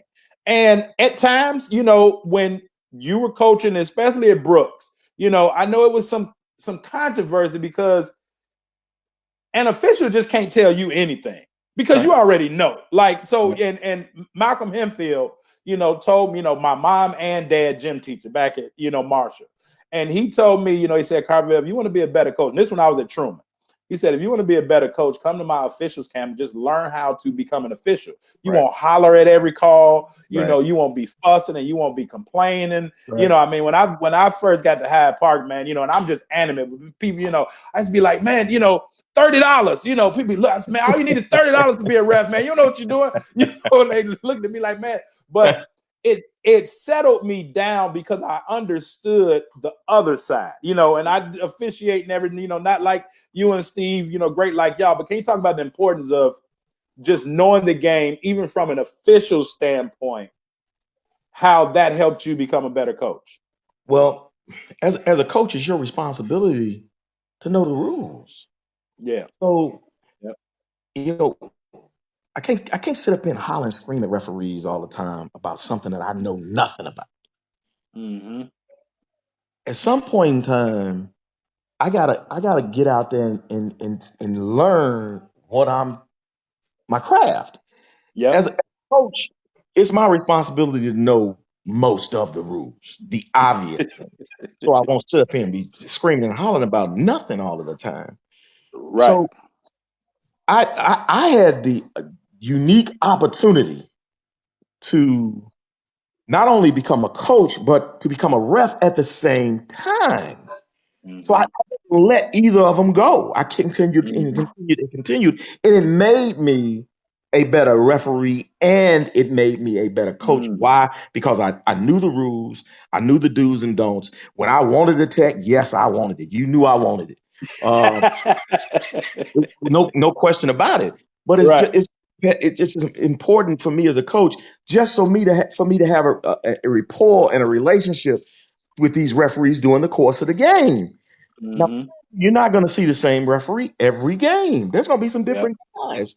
And there's going to be some other kind of officiating going on, if you know what I mean. Yep. So I was always geared to taking our teams out of the city to see Mm-hmm. kinds of officiating, to go downstate, to understand how this process works. So you Mm-hmm. understand and work through this adversity during the course of the game. You can see it firsthand. Yeah. And when you overcome it, it just makes you more stronger and more powerful. Mm-hmm. And that's how, instead of using the word, oh, we got screwed, we got cheated. No. We're gonna go. I'm gonna take you out here and I'm gonna show you how this process works. You're gonna see Yeah. it first. I'm gonna put you through that stuff. Now, mind you, most referees are good referees, but there are Mm-hmm. some bad ones. Yeah. Just like there are some bad players and bad. It's a part of the game. Yeah. My job as a coach is to get my team prepared to play that other team. Yeah. But it's also my job administratively to know some of the nuances or some of the rules in which this game that we're playing applies to. Mm-hmm. I can't be Mm-hmm. dumb to that stuff. Read the book. Right. It was important. Yeah. Yeah. 'Cause, hey, if you ever want to figure out something, find it in a book because somebody has put it in a book. And even speaking of Steve, like, I remember when I was at Hyde Park, it was three things that I always wanted to do when I was at Hyde Park coaching. Three places that I always wanted to play preseason.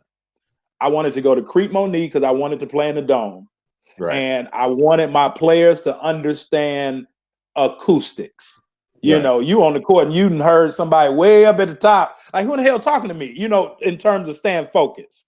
Right. I wanted them to go to HF because, like you say with Proviso West, like HF weight room has always like just been different. Right. I wanted them to be able to experience that. And Thornwood, right? It was just something about Thornwood, those dudes was gonna come with it each and every day.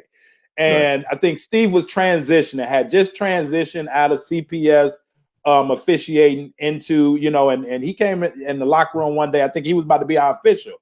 And he saw me, he's like, what y'all doing out here? But, he was like, it's important for you to get those kids out the city. Yeah. And get them to a different environment. He was like, so keep on doing what you're doing, because I'm not saying that the game is called unfair. I'm not saying that. But there may be a difference in how the game is called just because of the difference of how the game is played. Does that make sense? Absolutely. And I always wanted to just expose my athletes, as you said, just to a different way. So now when you get to that point that city championship game or the state playoffs, and now you come in contact with, say, if it's officials that may not look like you, that may not appreciate the style of basketball that you play, because I'm pretty sure, y'all boogity and playing defense and the run and jump and all that. It's a lot of people that didn't think that was real basketball, but we know that's kind of the origin of basketball. So I always wanted to put my guys in those situations in the suburbs, especially the south suburbs, so that they understand. But I remember when Steve, told me, like, bringing those guys out here, they have to experience it, because a lot of times with city teams, they don't experience the difference until they get to the state tournament. Would you agree? Absolutely. And by that time, it's too late. Yeah, no question about it. So, now, you've been part of some good games. We talk about the Red West and everything. You've also been, you've probably been part of some of the biggest games as a coach and as an official. But can you talk about that feeling when you first got a chance to officiate in the state tournament, like the state championship? Oh man, it's it's a very unique feeling. It's a very rewarding and just a warming feeling. But I felt blessed that I Mm, was first chosen and hmm able to do that. Um, Second, when I was selected to work the state championship game, it was it was it was it was the second greatest accomplishment for me mm, as a athletic guy to the state championships and the national championships in which I had because I'm the only guy in the state to win a state championship and to mm. officiate a state Wow. championship game. Damn. It was just awesome. Wow. Okay. See, I didn't know that. Okay. The only. The only Hey basketball. man, see that. Hey man, that's why they call you the GOAT, man. It's just like just unprecedented over and over and over again. Um, can you tell us the difference? Because again, you've refed them all. What's the biggest difference between college basketball, officiating college basketball, and high school basketball? Definitely, college is faster, high flying, bigger bodies. It's just a bigger, faster, stronger game. Do you feel that high school coaches do a good job of I always talk about the transition, right? Hmm. And in college basketball, it may take a freshman, they may get it right away.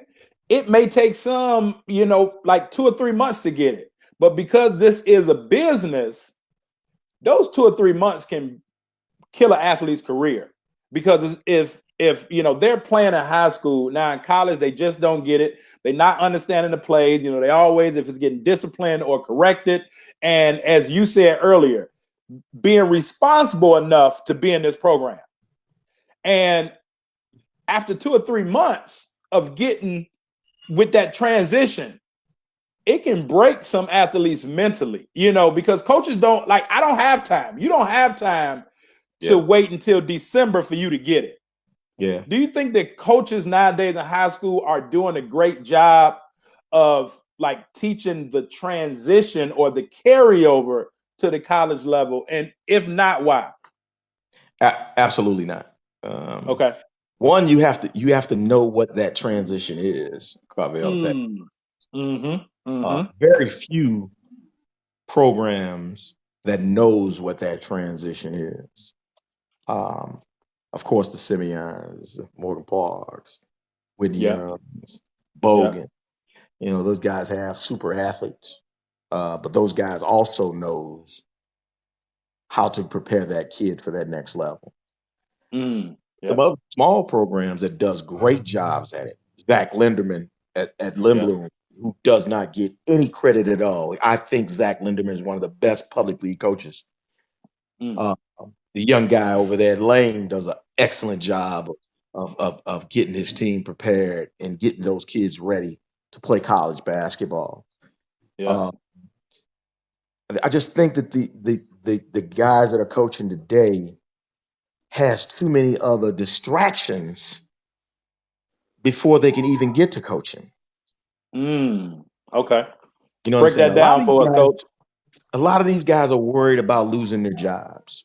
They're worried about Mm. how to talk to the kids, what they say to kids. You say it this Mm-hmm. way in the principal's office with the mama and all this. It's just it's no longer teaching young men responsibility because you Yeah. can't hold them responsible anymore. Yeah. Um, God forbid you tell a kid the truth. I mean, it's really sad, and Yeah. um, it's kind of the reason why there's so much turnover in coaching. There's too much buddy stuff going on. It's not what's best for the kids anymore. Yeah. It's more what can you do for me, or she's goes to church with me, or there's no more there's no more you have to have some type of qualification to do this job. Mm-hmm. Because it Mm-hmm. is a job. You got young people's lives in the palm of your hand, and Absolutely. we're failing them. We're Yeah. failing them because we don't want to tell them the truth. Yeah. Out of fear of losing your job. That's Mm. absolutely crazy. What especially in the in the public school system. You Mm-hmm. know, athletics runs most of these schools, and for some reason or another, the adults in charge seems to think that's not important. Man. They're missing it. You know, They're missing the boat. my godfather, and a lot of people may not know, but my godfather is Dan Davis. Great You man. know, yeah, Great ab- man. absolutely. And you know, um, Dan Davis taught me, a whole lot. But one thing, and him and Mr. White, of Orlando White, both taught me, like, you don't have to treat everybody the same, but you can treat everybody fair. And it's our responsibility to be able to impart as much as we can into those individuals that come into our lives, because I mean, otherwise, like, what are we doing it for? But he also taught me, like, if you don't stand for something, you'll fall for anything. So at Absolutely. some point in time, you have to draw that line. And in terms of what I'm saying is, there has to be a reason for you to get fired, if that makes sense. Like you have to know, like, I'm not doing this, Yes. and I'm standing on my belief system, because if I cross that line, now my integrity is gone. And now it may cost me my job. So when you talk about, coaches are scared to lose their job, but are you doing the right thing in the process of that? And I think that that's so true. What you said is, like, worried about not having. But at the end of the day, as long as you're doing the right thing for people, you'll always be blessed. Absolutely. And I've always thought of it in those terms, that if you're doing right by people, the hell with everybody else. Because there's always going to be those critics, Yep. um, people on the outside that have never done what you're doing, but trying to tell you what to do. Mm-hmm. Mm-hmm. Mm-hmm. Never done And what you've done, but trying to tell you what to do. yep. Yep. Yeah, that's I mean, man, that's you know, I- there's an attack, and I said prior to all this going on, like, there's an attack on education, and basketball is part of the educational system, right? So going back to what Dan said was teaching me, if majority of the students in any particular building throughout this country, majority of the students in any building are athletes. Would you agree? Absolutely. Like, all sports, majority of Absolutely. the students at any institution are athletes. So if administrators understood how to hold athletes responsible, administrators can sit back and let the school run itself Yes. based on just the expectation of the athlete. And the Absolutely. thing that Dan taught me, he said, athletics do two things. It increases your enrollment, and it improves the attendance of those enrolled in the school. And we know if students come, they're gonna get better grades, right? You said that you had 6 a.m. practices, and now your administrator's like, hey, they're doing much better in class. If Right. they're there, they will do better. And so, Right. like, those students that go to Duke that don't play basketball, part of their decision to go to Duke well, they wanted to be a Cameron crazy. Does that make sense? You know, they wanted to be part of that group. And Absolutely. so athletes take ownership of their school. And so I just think if administrators, you know, we make it so hard, like nothing is never easy, but it's really simple to kind of turn the culture and climate around in schools. Right. And that's grabbing the athlete, you know, being able to get the athletes to be able to help run the school or hold a certain level of accountability, because we see it all the time, you know. So Coach, I'm gonna ask this question, man, because so my boy that I went to school with, Mike Keller, you know, you probably know Mike. Mike want me to ask, what's your favorite play? But he ain't said you will never answer that question. And I think Fatty said you'll never answer that question. Absolutely right. I'll never answer that question.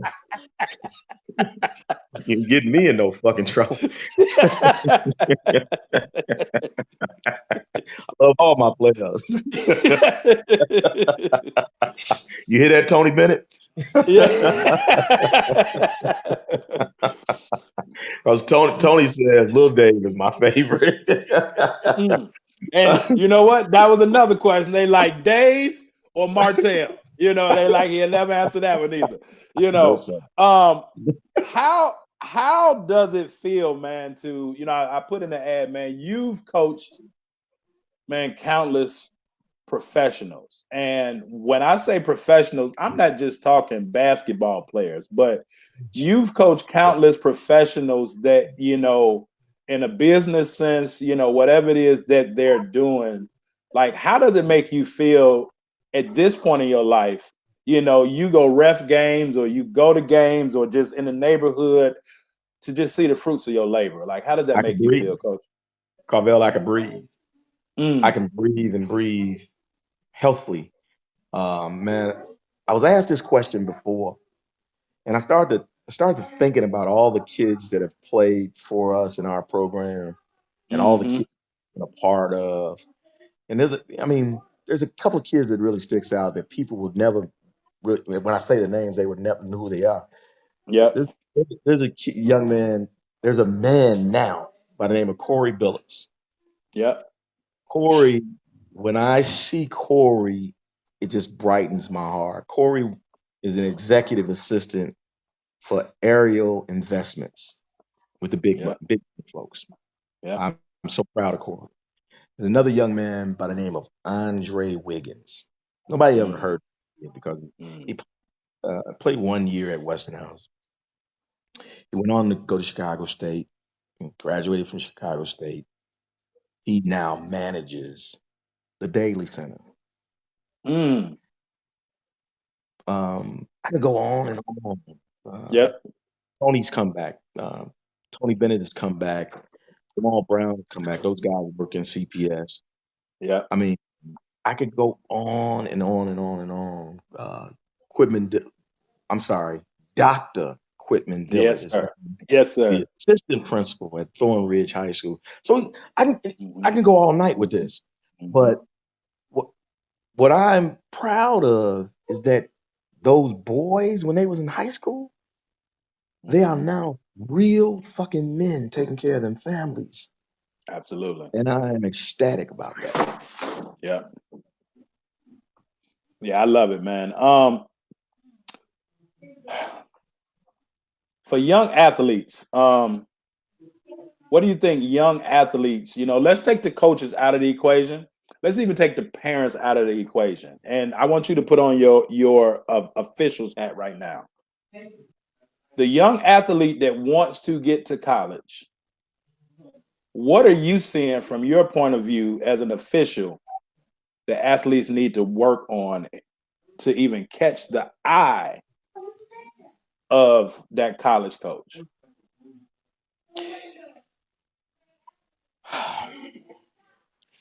You know, as simple as said, as simple as done.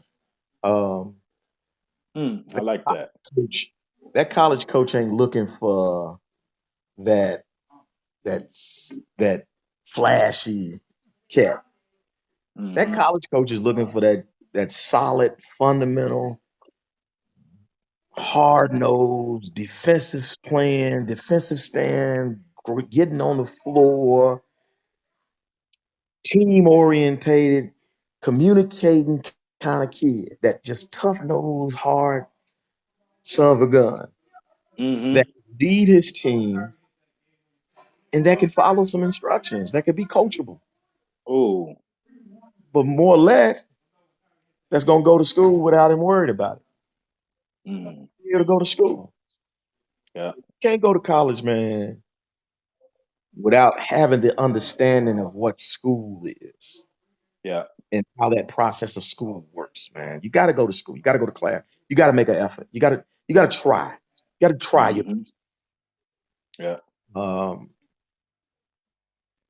I just want to see kids just love the game again. Mm-hmm. But I don't see many kids loving the game. And once that comes back, you'll be able to coach him. You'll be able to do the other things, and the game will come back, Mm-hmm. and all the Mm-hmm. other things will come back. Mm-hmm. I Mm-hmm. just never thought in my lifetime that I would see the game change for the worse. The game has changed for the worse. They've changed the game. They've Yeah. commercialized. Yeah. They've made it a business, a Mm-hmm. profitable business Right. by some people that 70%, 75% of them don't know what the hell they're doing, but making a lot Mm-hmm. of. A lot of money. You know, a guy told me, man, and it was profound. He said, Carver, I'm gonna tell you something. He said, it's big bucks in bad basketball. I Yes, said, oh my God. yes, Like that explains it. That yes. that explains it. Why do you think kids don't love the game anymore? My personal thought is they're not really playing for themselves. I think you have to be able to play Yeah, for yourself, but you have to be able to have somebody else that you're playing for. I always talk about is two different type of players: those that want to play and those that have to play. Right? yes, Those that have to play to get my mama out this situation, yes, to be able to get better for my life, so that yes, my parents don't have to pay for school. And then there's some that just want to play. We've yes, all had players that are really, I mean, let's keep it honest. They on the team to get a girlfriend, right? yes, And there's some dudes on the team because they know that if they don't use basketball to get out the neighborhood, they may not be around after basketball season is over, if that makes sense. yeah. So why do you think the love for the game has been gone? And when you older than me,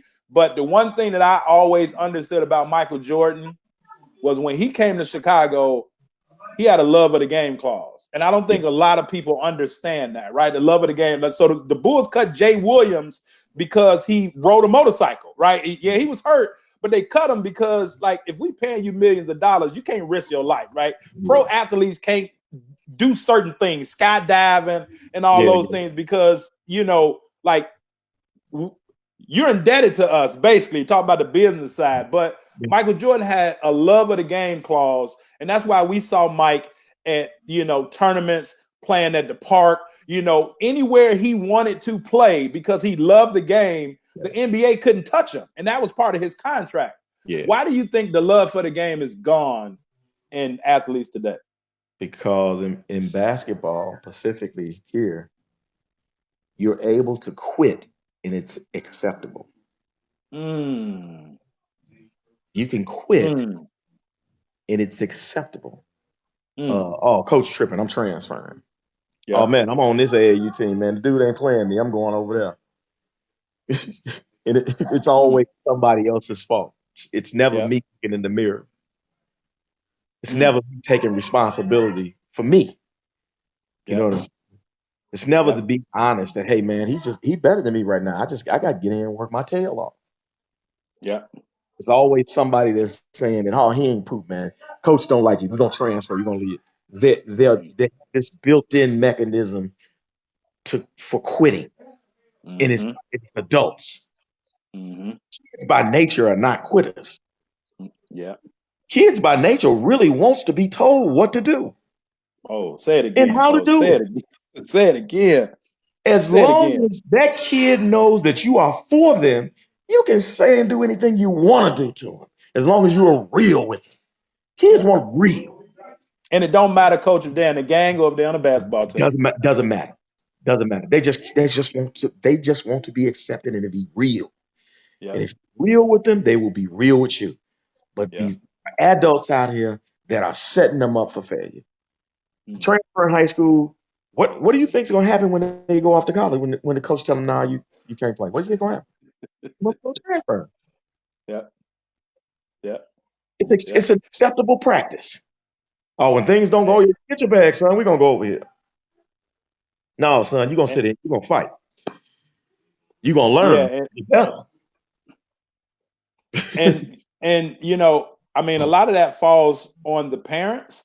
Absolutely, it's You grown know, folk. to not even accept, that, it used to be a point in time where, if the school, going back, if Mr. Carter killed Bond or Mr. Blake, like called your house, it wasn't like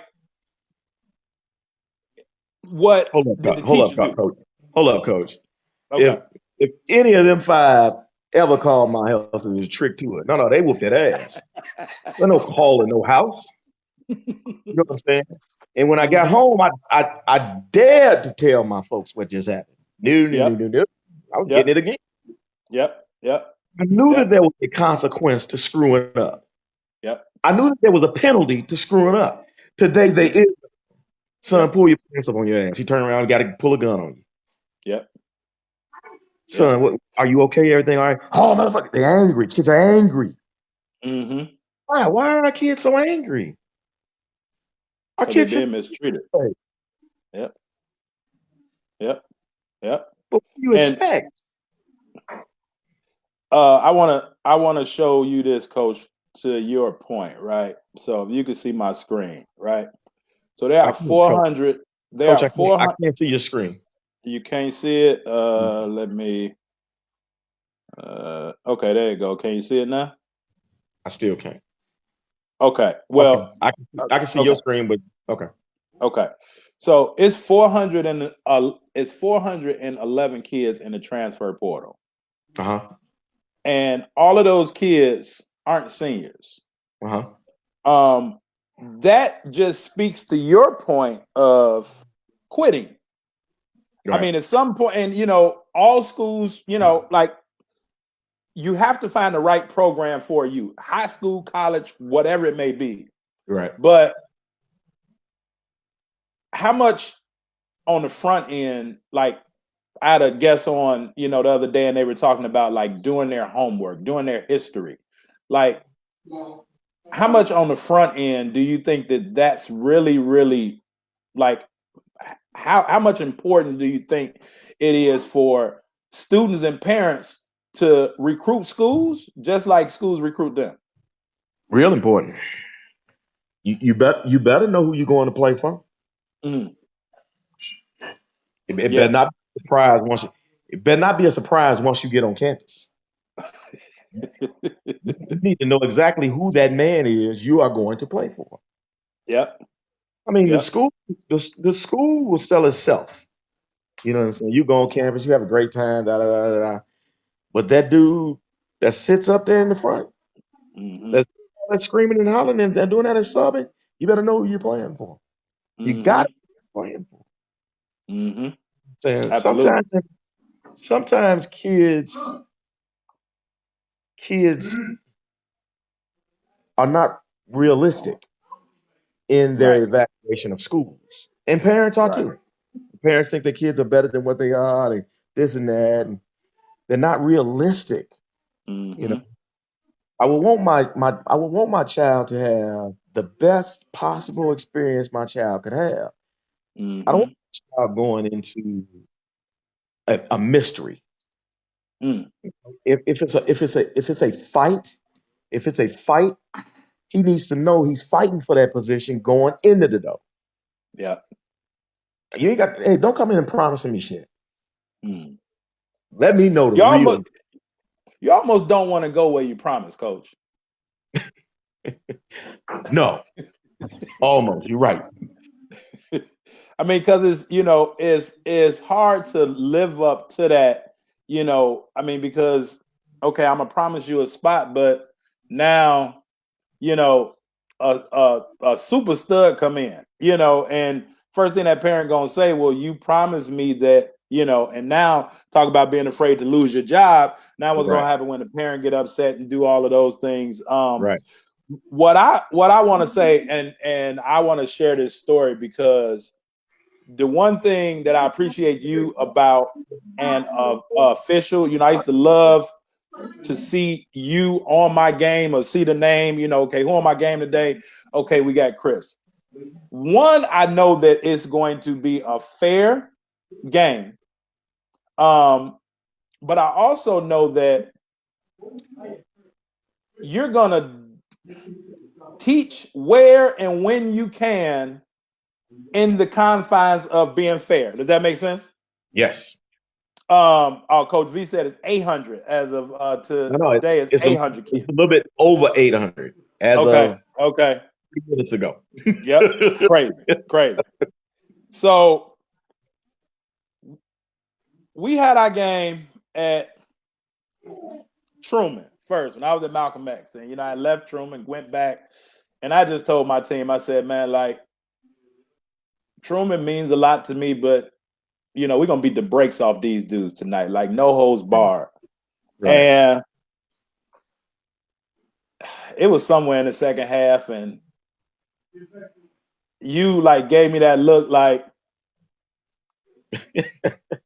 man, what the hell is wrong with you? Like call it off. You know what I'm saying? Like, because I'm like, no, I have a point to prove tonight. And we was in a timeout, and you standing over there, and you kind of heard me talk, and when I looked up and you gave me one of them looks, and I said, all right, man, let me clear the bench, man. It's like, because but going back to just one, just being ethical, just having high integrity, but you've always been willing to help. And then the other time, so we playing Kankakee at Malcolm X. And they got your boys on the team. They got Marvin Thigpen, and they got Baby D. Right. And man, Baby D picked up probably about 3 fouls in the first half. So we come out second half. I'm like, hey, dry the ball on Darius. Darius' style was dry the ball on D. Darius pick up that 4th foul, man, and I think you called the foul on him. And Darius walked to the bench, threw the chair. I'm like, Chris, man, give him a tech. Because I'm knowing he got 4, give him a tech. That's fine. We ain't got to see D-Man no more. You know what I'm saying? Because we don't want to see him no more.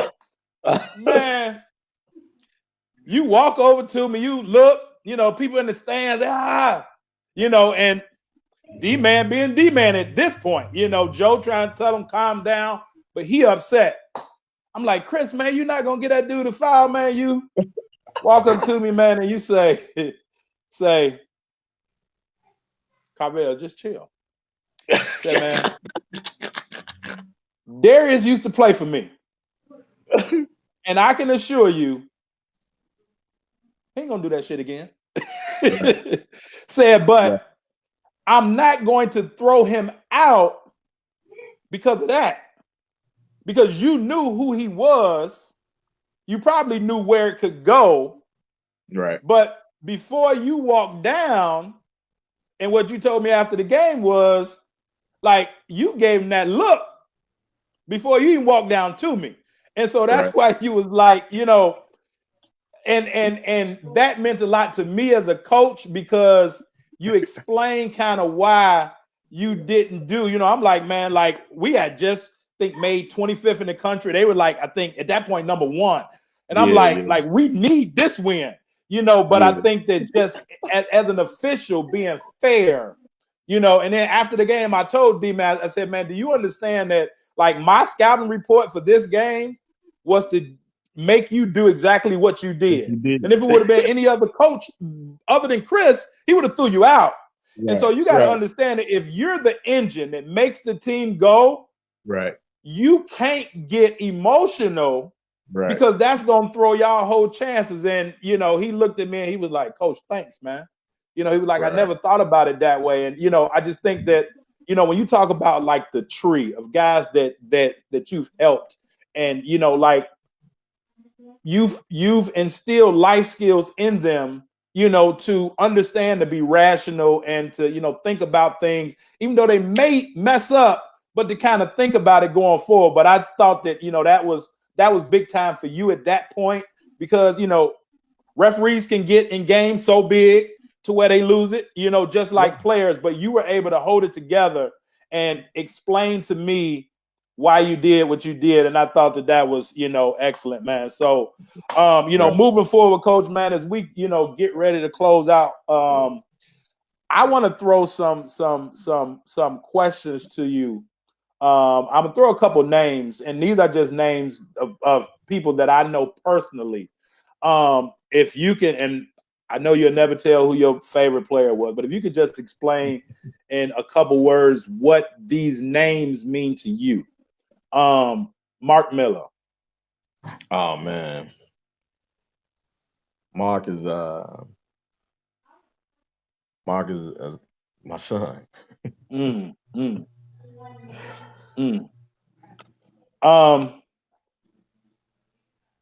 Garris. My oldest son.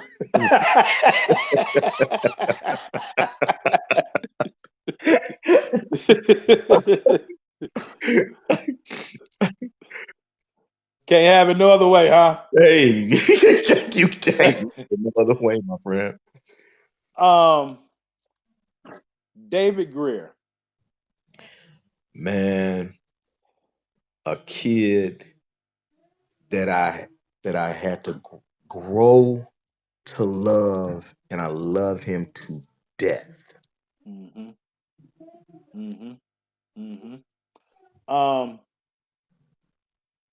Sid Banks. Special.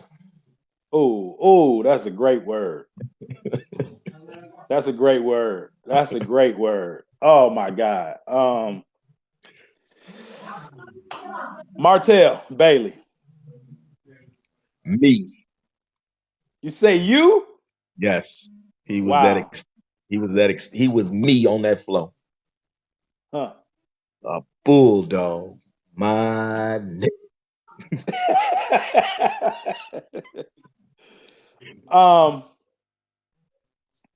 George Marshall. Hey, listen. You know, George is a really, really unique kid. Huge fucking heart. Man, he's got Cedric and George are first cousins. Are they? Yeah. George is Cedric's aunt. And I found that out during the season. But George holds a special place in my heart as well. Darius Glover. Beast. Beast. If I'm in a fight, I want him back side by side with me. Just like that, huh, Coach? Just like that.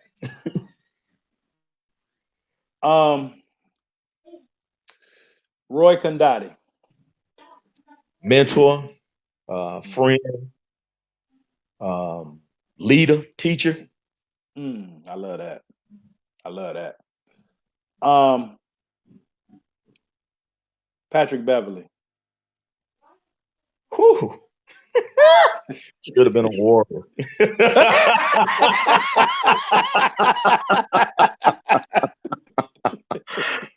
Love people.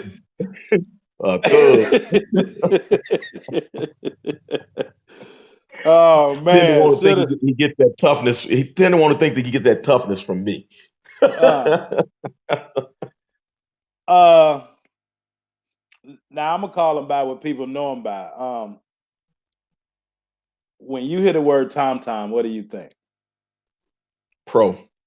Oh, didn't get his chance. Hands down. Hands down. But he's an awesome man today. Absolutely. Yeah. Absolutely. Whew.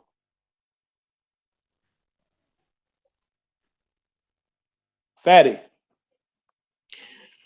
A kid who I wish didn't give up on himself so quickly. Mm. Fat left us and went to Kingman. Okay. Yeah. And I wish that he wouldn't have given up on himself so quickly.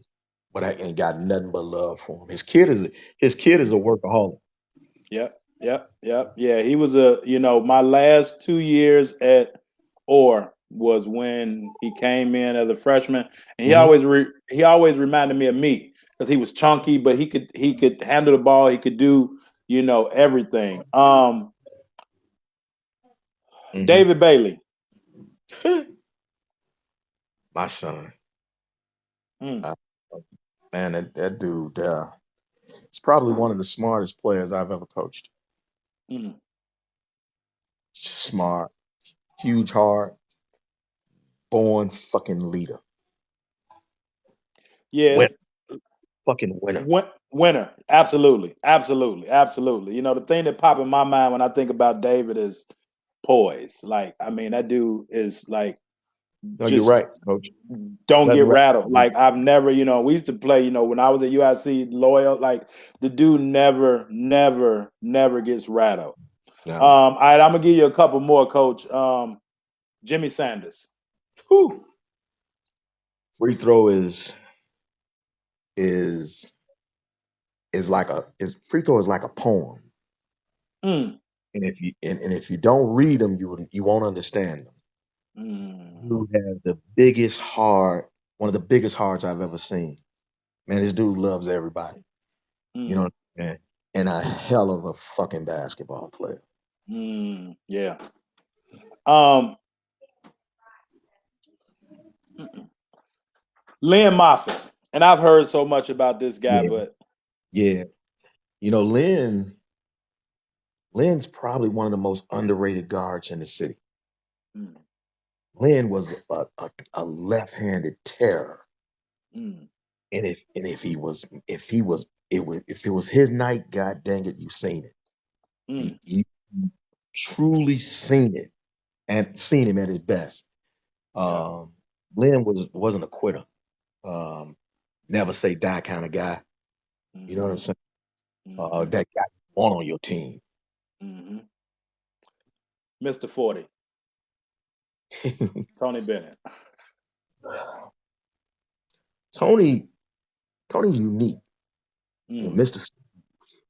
yeah. You know, um, but Tony was quietly just a tough little mother, tough, and he evolved as basketball went on for him. He evolved. He got better. He got better. Every time you seen him, he just got better. He got Mm-hmm, better. He got better.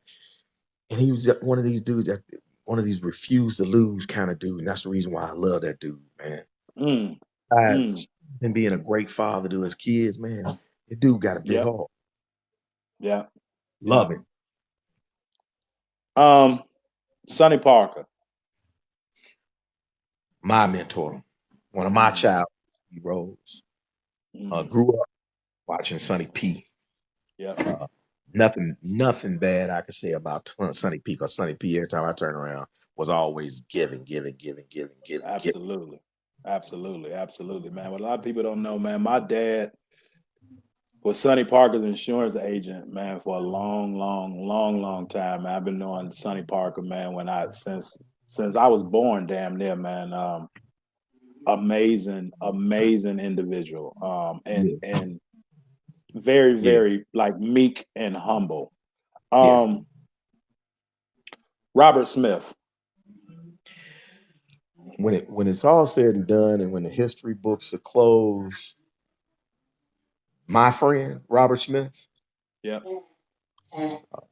my brother Robert Smith, yep. legendary. Hmm, hmm. Plain and simple. Plain and simple. Plain and You simple. try to put anything else on it, you messing it up. Yep, yep, yep. Yeah, I love it, man. Somebody said Hersey Hawkins. I wasn't at Weston House when Hershey was there. I was in school when Hershey was in school. Yep, But I did see him play. Right. No question about Hersey being a basketball player. Hersey's a basketball player. There's no question about Hersey Hawkins being a basketball player and a Warrior. Yeah, and can definitely do it. Yes, sir. Henry Cotton. I don't have many best friends. You know what I mean? Yep. That's a deep word for me. Yep.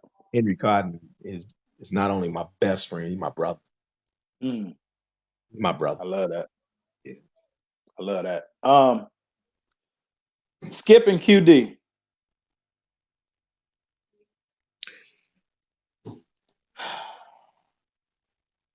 The Deal. Watch Deal, man, when he was a little fat, chubby dude, man. I watched this dude just chop away at it, chop away at it, chop away at it, never quit. I watched that dude in high school. I watched that dude at the University of St. Louis. I would fly down there and see him play. Yep. And unique, quiet, subtle kind of brother. Mm-hmm. Nice cat. Will give you the clothes off his back. Yeah. Great guy. Mm-hmm. Love him to death too, man. Mm-hmm. And so I grew up watching, Skip, DePaul Channel 9. My dad, we watching, back then DePaul was like the Bulls like 96 team. Like wasn't nobody outside when the Blue Demons came on Channel 9, but I grew to know, QD coming down to Malcolm X when my dad and them used to play and all those things. But I'm like, so I'd send emails out. I have a group of administrators.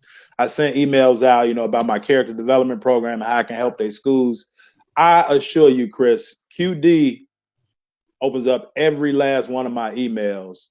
And I think that speaks to him, not only as an administrator, but as a person, to where he'll never get too big to ignore somebody that's willing to help, if that makes sense. Yeah, makes a lot of sense. Yeah, and yeah, man, I love that guy. Big Dre. Go ahead, Coach. And now I'm gonna let you talk about Big Dre. You're talking about special people. There's a guy by the name of Kyle Gillard. I don't know if you know Kyle. But Kyle, no, but Miss Foster just dropped his name. Yeah, yep. Kyle Gillard is man. If you're talking about a special brother, this special brother deals with kids. He has his own small fry program, and anybody that deals with kids, my hat's off to you. Yeah, Kyle is special, man. Kyle's another dude that's I consider my friend. I love that brother. He's my brother. Okay. Yeah. You'd have to see him to appreciate his work and what he does with and for kids. Special. Big Dre. Big Dre is always a work in progress. Whether it's his basketball, his attitude, is this, is that. I don't have many regrets as a basketball coach, but I do have one. Tell us about it. His hindsight is leaving him and Tom when I did. Of course, hindsight is a mother. Yeah. But like I said, I don't have many regrets. That is one, leaving him and Jamarcus, and I'm gonna kind of leave it at that. Yeah.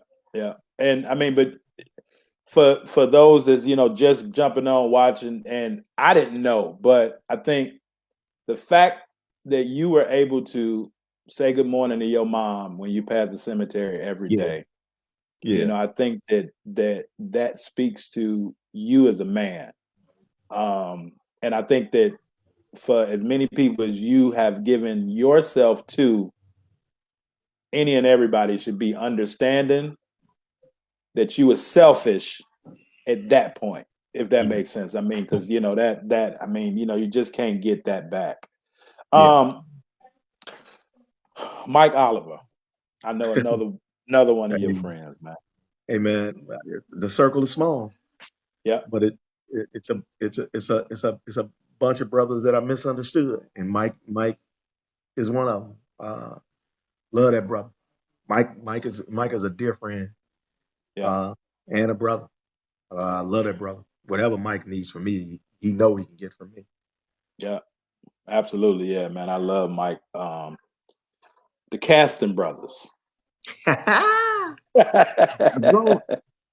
I've grown to appreciate those two brothers because of their relationship as brothers. Absolutely, man. They have a special relationship that if you're brothers and don't like each other, you guys need to be introduced to Ken and Corey Caston.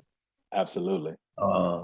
After meeting them two brothers, you would have a better relationship as brothers. I mean, them two cats, man, are special. And it's special to me. They're definitely special to me. I would, like I told you, when I was working at the group home, on Roosevelt in California, they, live right down the street. I would come to work some days because I knew that Corey and Kenny was gonna come over to the house, man. Like, I mean, yeah, and they 8, 9, maybe 10, going to Chalmers, but they were so respectful. And they wanted to learn. It was like they were coming to get the Jews. We was dropping on the group home kids for themselves. You know what I'm saying? Like, so, those guys, man, are special. Paul Mosley, for those that don't know Chick.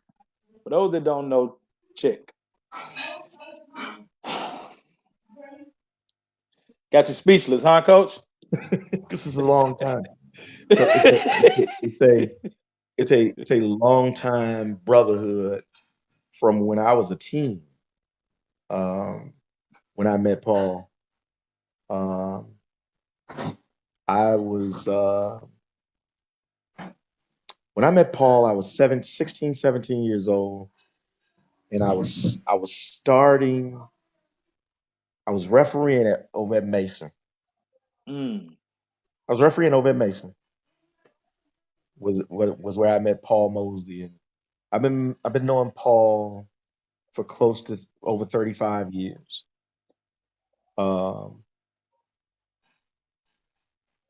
Paul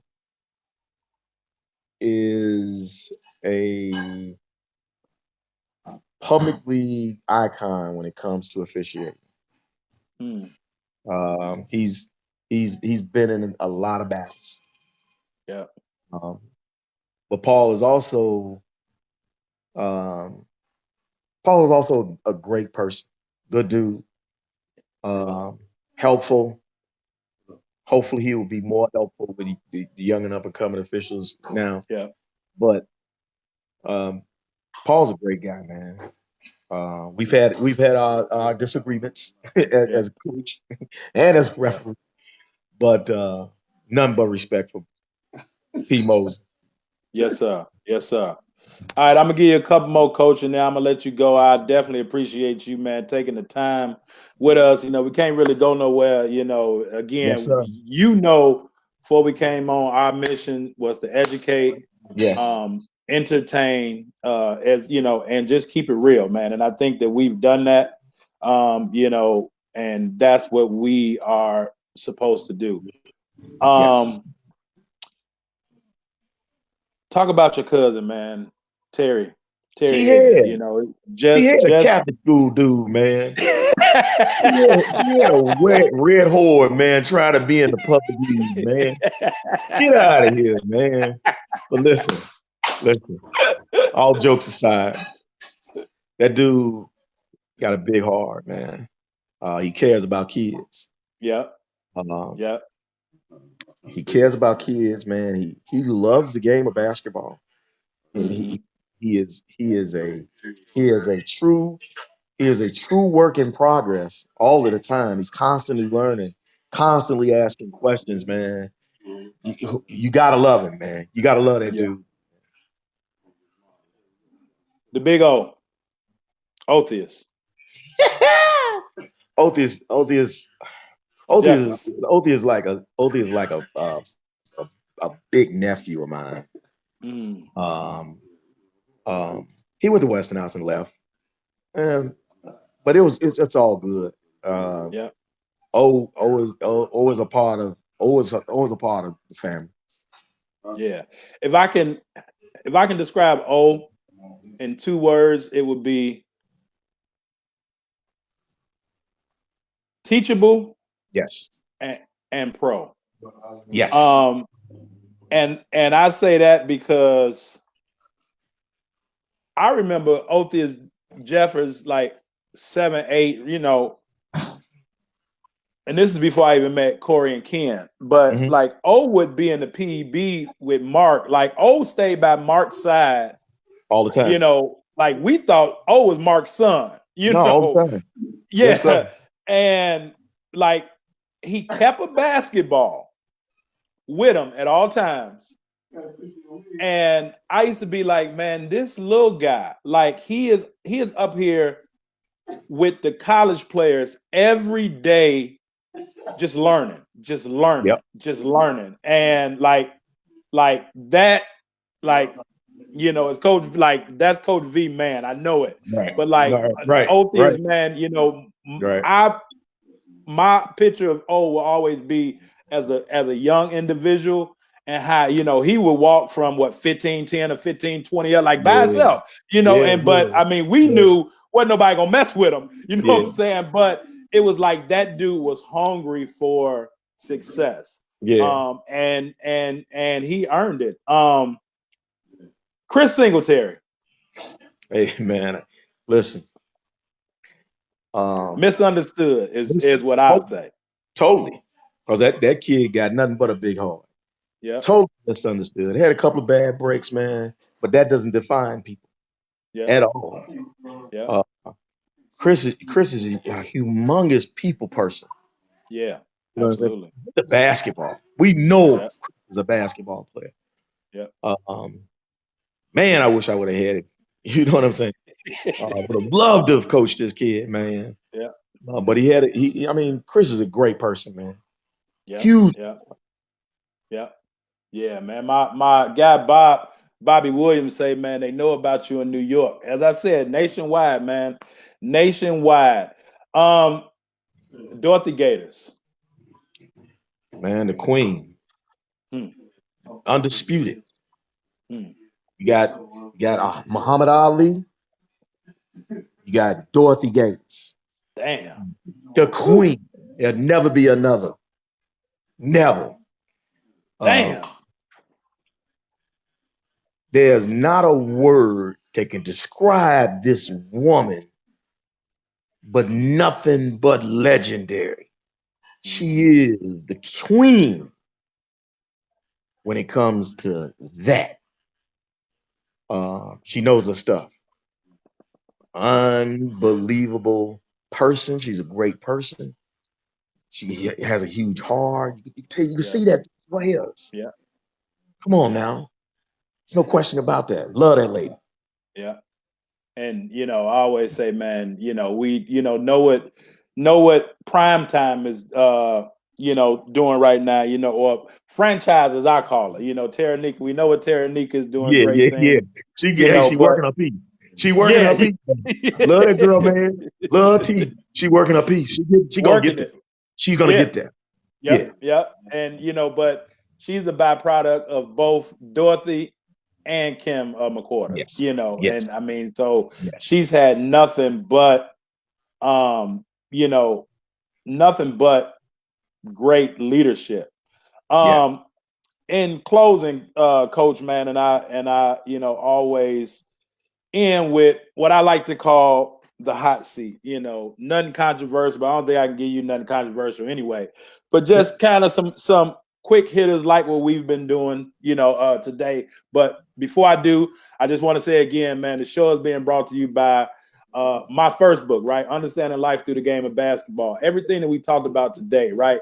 Just taking small basketball principles and being able to apply them to life. And once we can do that, we can help so many more individuals understand and just learn how to better maneuver and better move, how to better strategize their way through life. Right. As well as my second book, Creating the Perfect Storm. Now, this book, get in front of the camera. This book, Coach, I always talk about, you mentioned so many great players and you've seen so many great games. Right. We know what's called the zone. Like we've heard athletes say, man, I could have threw a rock in the ocean. It was going in. I call it creating the perfect storm. There is something mentally that an athlete or a leader has to put themselves in a certain mind frame and a certain mind state. If they have to manufacture it or if it just comes natural. Some of those things might be imagery, visualization. You know, as you said, having that practice at Westinghouse without a basketball, you was in your own terms creating the perfect storm, getting them to understand what was needed, and they were able to see it before it happened. As you said, you prophesied 30-5. Y'all was 29-5 going into the game. It wasn't nothing that could stop that. So, but athletes nowadays, most athletes think that their issue is physical. It's really not physical. Most athletes' problem nowadays is in between their two ears. Yes. And they just can't succeed the way that they should succeed if they don't necessarily know how to succeed, if that makes sense. Like I didn't learn until I was grown that like there's a certain way to learn. Like student athletes need to learn how to learn. And there's no cookie cutter. So we can't, the school system just want to put it all, in place. And one of the things that we do when we go in with our character development programs is we help students learn how they learn because everybody doesn't learn the same. And so, that's what, this is the foundation. This one gets you over the hump. I got both of them in a bundle as well as the first 2 seasons of this show where, we interviewed some great individuals, but this is nothing but professional development. If you don't want to grow as a person, if you don't want to grow personal development, professional development, you probably need to reevaluate whatever career that you have in life, because that's what we aim to bring to you today. And I think that we did a great job of it. And I thank you for taking time away from your family to share with us a lot of untold stories, a lot of knowledge, and just history. And, me, from the bottom of my heart, man, I totally, salute you. We've talked, we're going to still do some things once we're able to go back outside, everybody stay healthy and safe.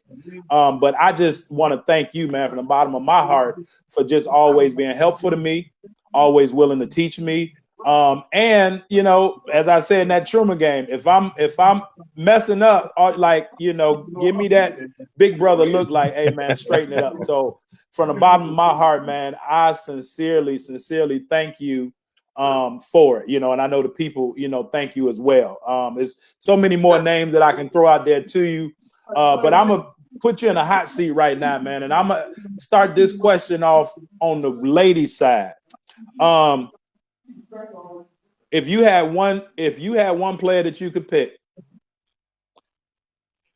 would it be Kim Williams or E.C. Hill?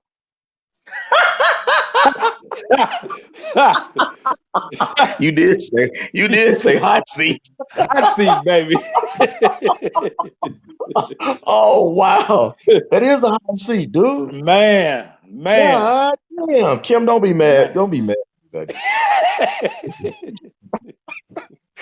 Kim, don't be mad at me, girl. I'm taking Kim Williams. Now, for those people that don't understand, right? Because I was, so Mike Herman was supposed to be on the show. He was coming from the dentist, so we get Mike on the show. But the day that I found out that Mike had got shot in his calves in Mississippi was I was watching Whitney Young. I was at Malcolm X, and Whitney Young was playing Marshall. Now E.C. Hill was the National Player of the Year, and they dubbed her Lady Jordan. But if you ever got a chance to see Kim Williams play, oh my God, Coach, can you just explain a little bit about her, man? And man, it's like,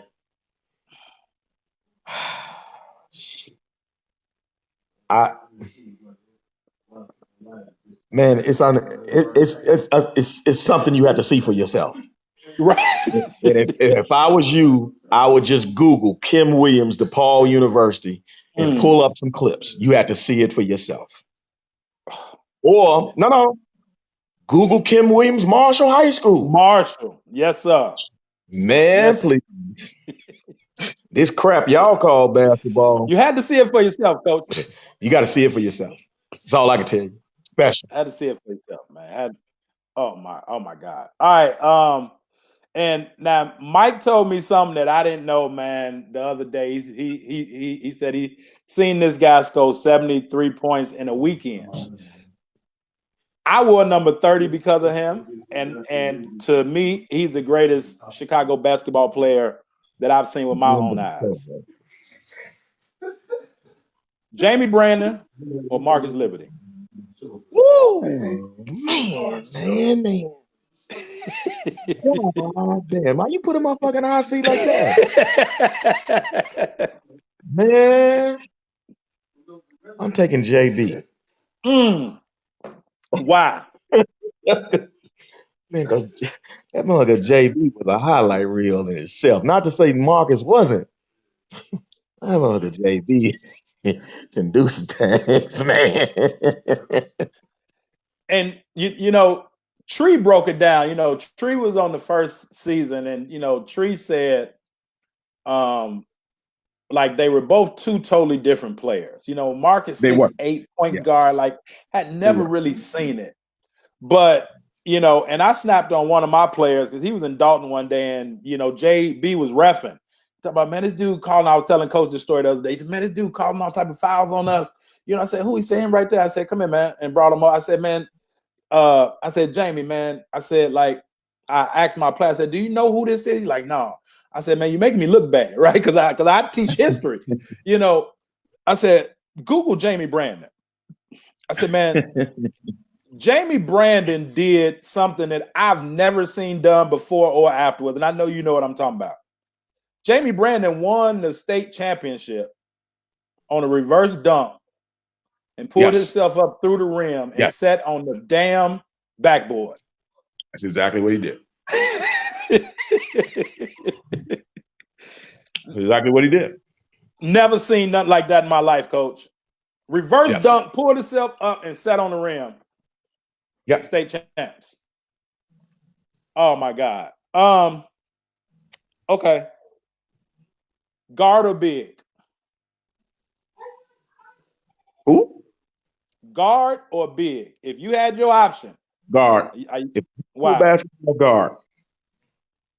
Why? You can't have a high school team without a guard. You need a point guard. College, you can play with that shit. High school, you need a point guard. Gotta have one. Okay. In closing, man,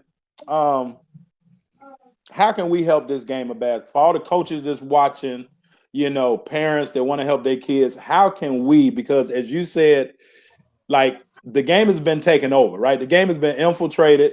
The game has been taken over by a lot of people that can type. How can we help this game that we love so much? Well, I think we just got to go back to the true essence and the true roots of the game.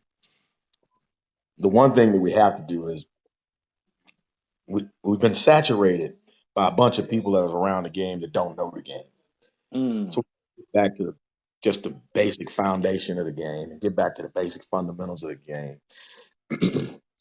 And we have to just be true to ourselves. You know, we got to stop telling kids that they're good when they're not that good. You know, we have to stop lying to kids, telling kids they're Division I basketball players and all this other stuff, man. There is absolutely nothing wrong with a kid going to play Division II or Division III basketball, or if he's not academically ready, him going to play junior college basketball, or her. Absolutely. There's absolutely nothing wrong with that process. We have to stop just totally just buying into everybody can play, because that's not true. That's not factual. Yeah. Everybody can't play. But if you want to put in the work, we can teach you how to play. We have to just get back to teaching the game. Because if you're really good at your job, Coach, that's the easy part. Yes. Teaching the kids how to play. I mean, that's really, you know, the easy part. what does Chicago basketball mean to you, man? Oh man, when I got into it, when I got into it, it was man, it was everything. Mm-hmm. Um, it was everything. I lived it. I breathed it. That's what I woke up to. Today, sometimes I'm ashamed to say that I've been a part of it Wow. because of all the corruption and all the other things that are involved in it, man. So I just I would love to see the game just get back to some normalcy, Mm. some realness instead of all this glamour and glitz shit. Yeah. I would just love to see the game get back to its true meaning, man. Where a dude sits in front of you, guards you. You either beat this dude or you not beat this dude, and go from there. I would love to Yeah. see the game back to that. Yeah. Hey, man, that's amazing, man. I've learned so much from this interview today. It will not only help me, in my professional life, but just in my personal life as well. Again, from the bottom of my heart, man, I thank you, for what you're doing. I really think that you made, the show special today. And just helping me with my goal of being able to help this game that I love so much. I deal with, what I do is I help under recruited or unrecruited student athletes, get scholarships. I help their, parents get scholarships. I'm gonna leave you on this, coach. And I'm not gonna put the individual's name out there because I'm not that type of guy. But what do you think about people, and so, and working with me is, it's a nice investment, but I'm a help where I can and when I can. um I had a guy, and I want you to help me out, because I had a dad call me, and then, Mhm. and I called, you know um Tracy. I called Tracy Dildy, man, and I always call, T Dill. I know guys because, Tracy's my friend. Tracy was the first Division I coach that brought me in and talked to his team when he was at Chicago State. I'm gonna Right, just try to help anywhere that I can. right. I had a dude message me like, "Why are you talking to coaches for my kid?" Like, what do you think about people that try to take ownership of other people's kids? I thought the goal was to help kids. Correct. Subsequently, that So should be. should be, Yeah, should be. So and it kind of messed me up because I'm like, I don't want my character or integrity even questioned, but I'm helping for parents that's out here that have AAU coaches or whatever, right? And they want to be the only person to make the final decision. What would you tell parents about those type of people, man? steer away from them.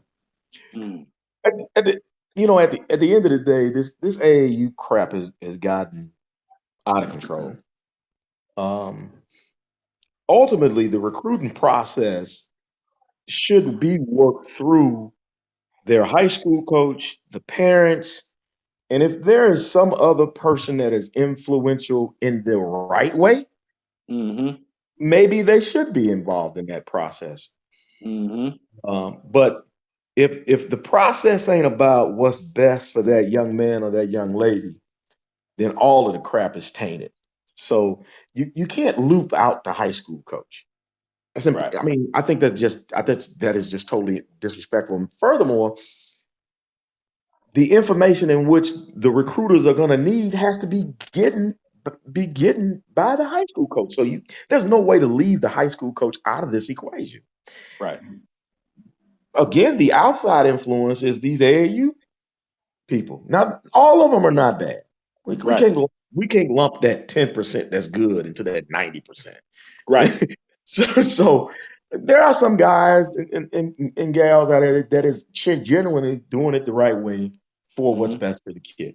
Mm-hmm. So I mean, I always still think the process should be parent, high school, Right. and whatever else is the outside influence. If it's a negative influence, eliminate it. Mm-hmm. If it's a positive influence, then that positive influence should have some input, especially if the kid and that person is involved. If not, be done with it and make the best decision for the kid. Yeah. I think that's great, man. And I think, we will leave on that point, man. So, I always will, I dropped the link, if you want to get, the book bundle right now, if I can't get out to the post office, what I'm doing right now is you'll get the ebook. And then when outside open, you'll get the book, but also the bundle. And again, if you have an under-recruited or unrecruited student athlete, I got a 30-minute case study. I dropped that link to where it's just like this teaching, that parents have to know how to navigate through this whole system. As a former, coach, from college head coach, I kind of, I know what I've looked for, and I know some of the fallacies, some of the false things, and the lies that parents have been told and taught. And, a lot of parents aren't even educated on what to do. So I dropped that link in there. Go check out, the case study. If you want our help, definitely reach out to us. But Chris, man, it has been a pleasure. I thank you so much. And I always close with this. Keep striving for the top, because it is crowded as hell at the bottom. Good one. It's a good one. Hey, man. Real talk, Coach. Real talk, brother. I appreciate Coach. That. Coach, man, I thank you so much, man. I thank you, man. I'm going to try to get Rob Smith on here one day. I already talked to him. But, Coach, man, I thank you so much for your time. You and your family, man, be safe and well during this time. Definitely everybody out there as well. Everybody be safe and well. Coach, I appreciate you. Talk to you guys a little bit later. We out. Peace. All right, good.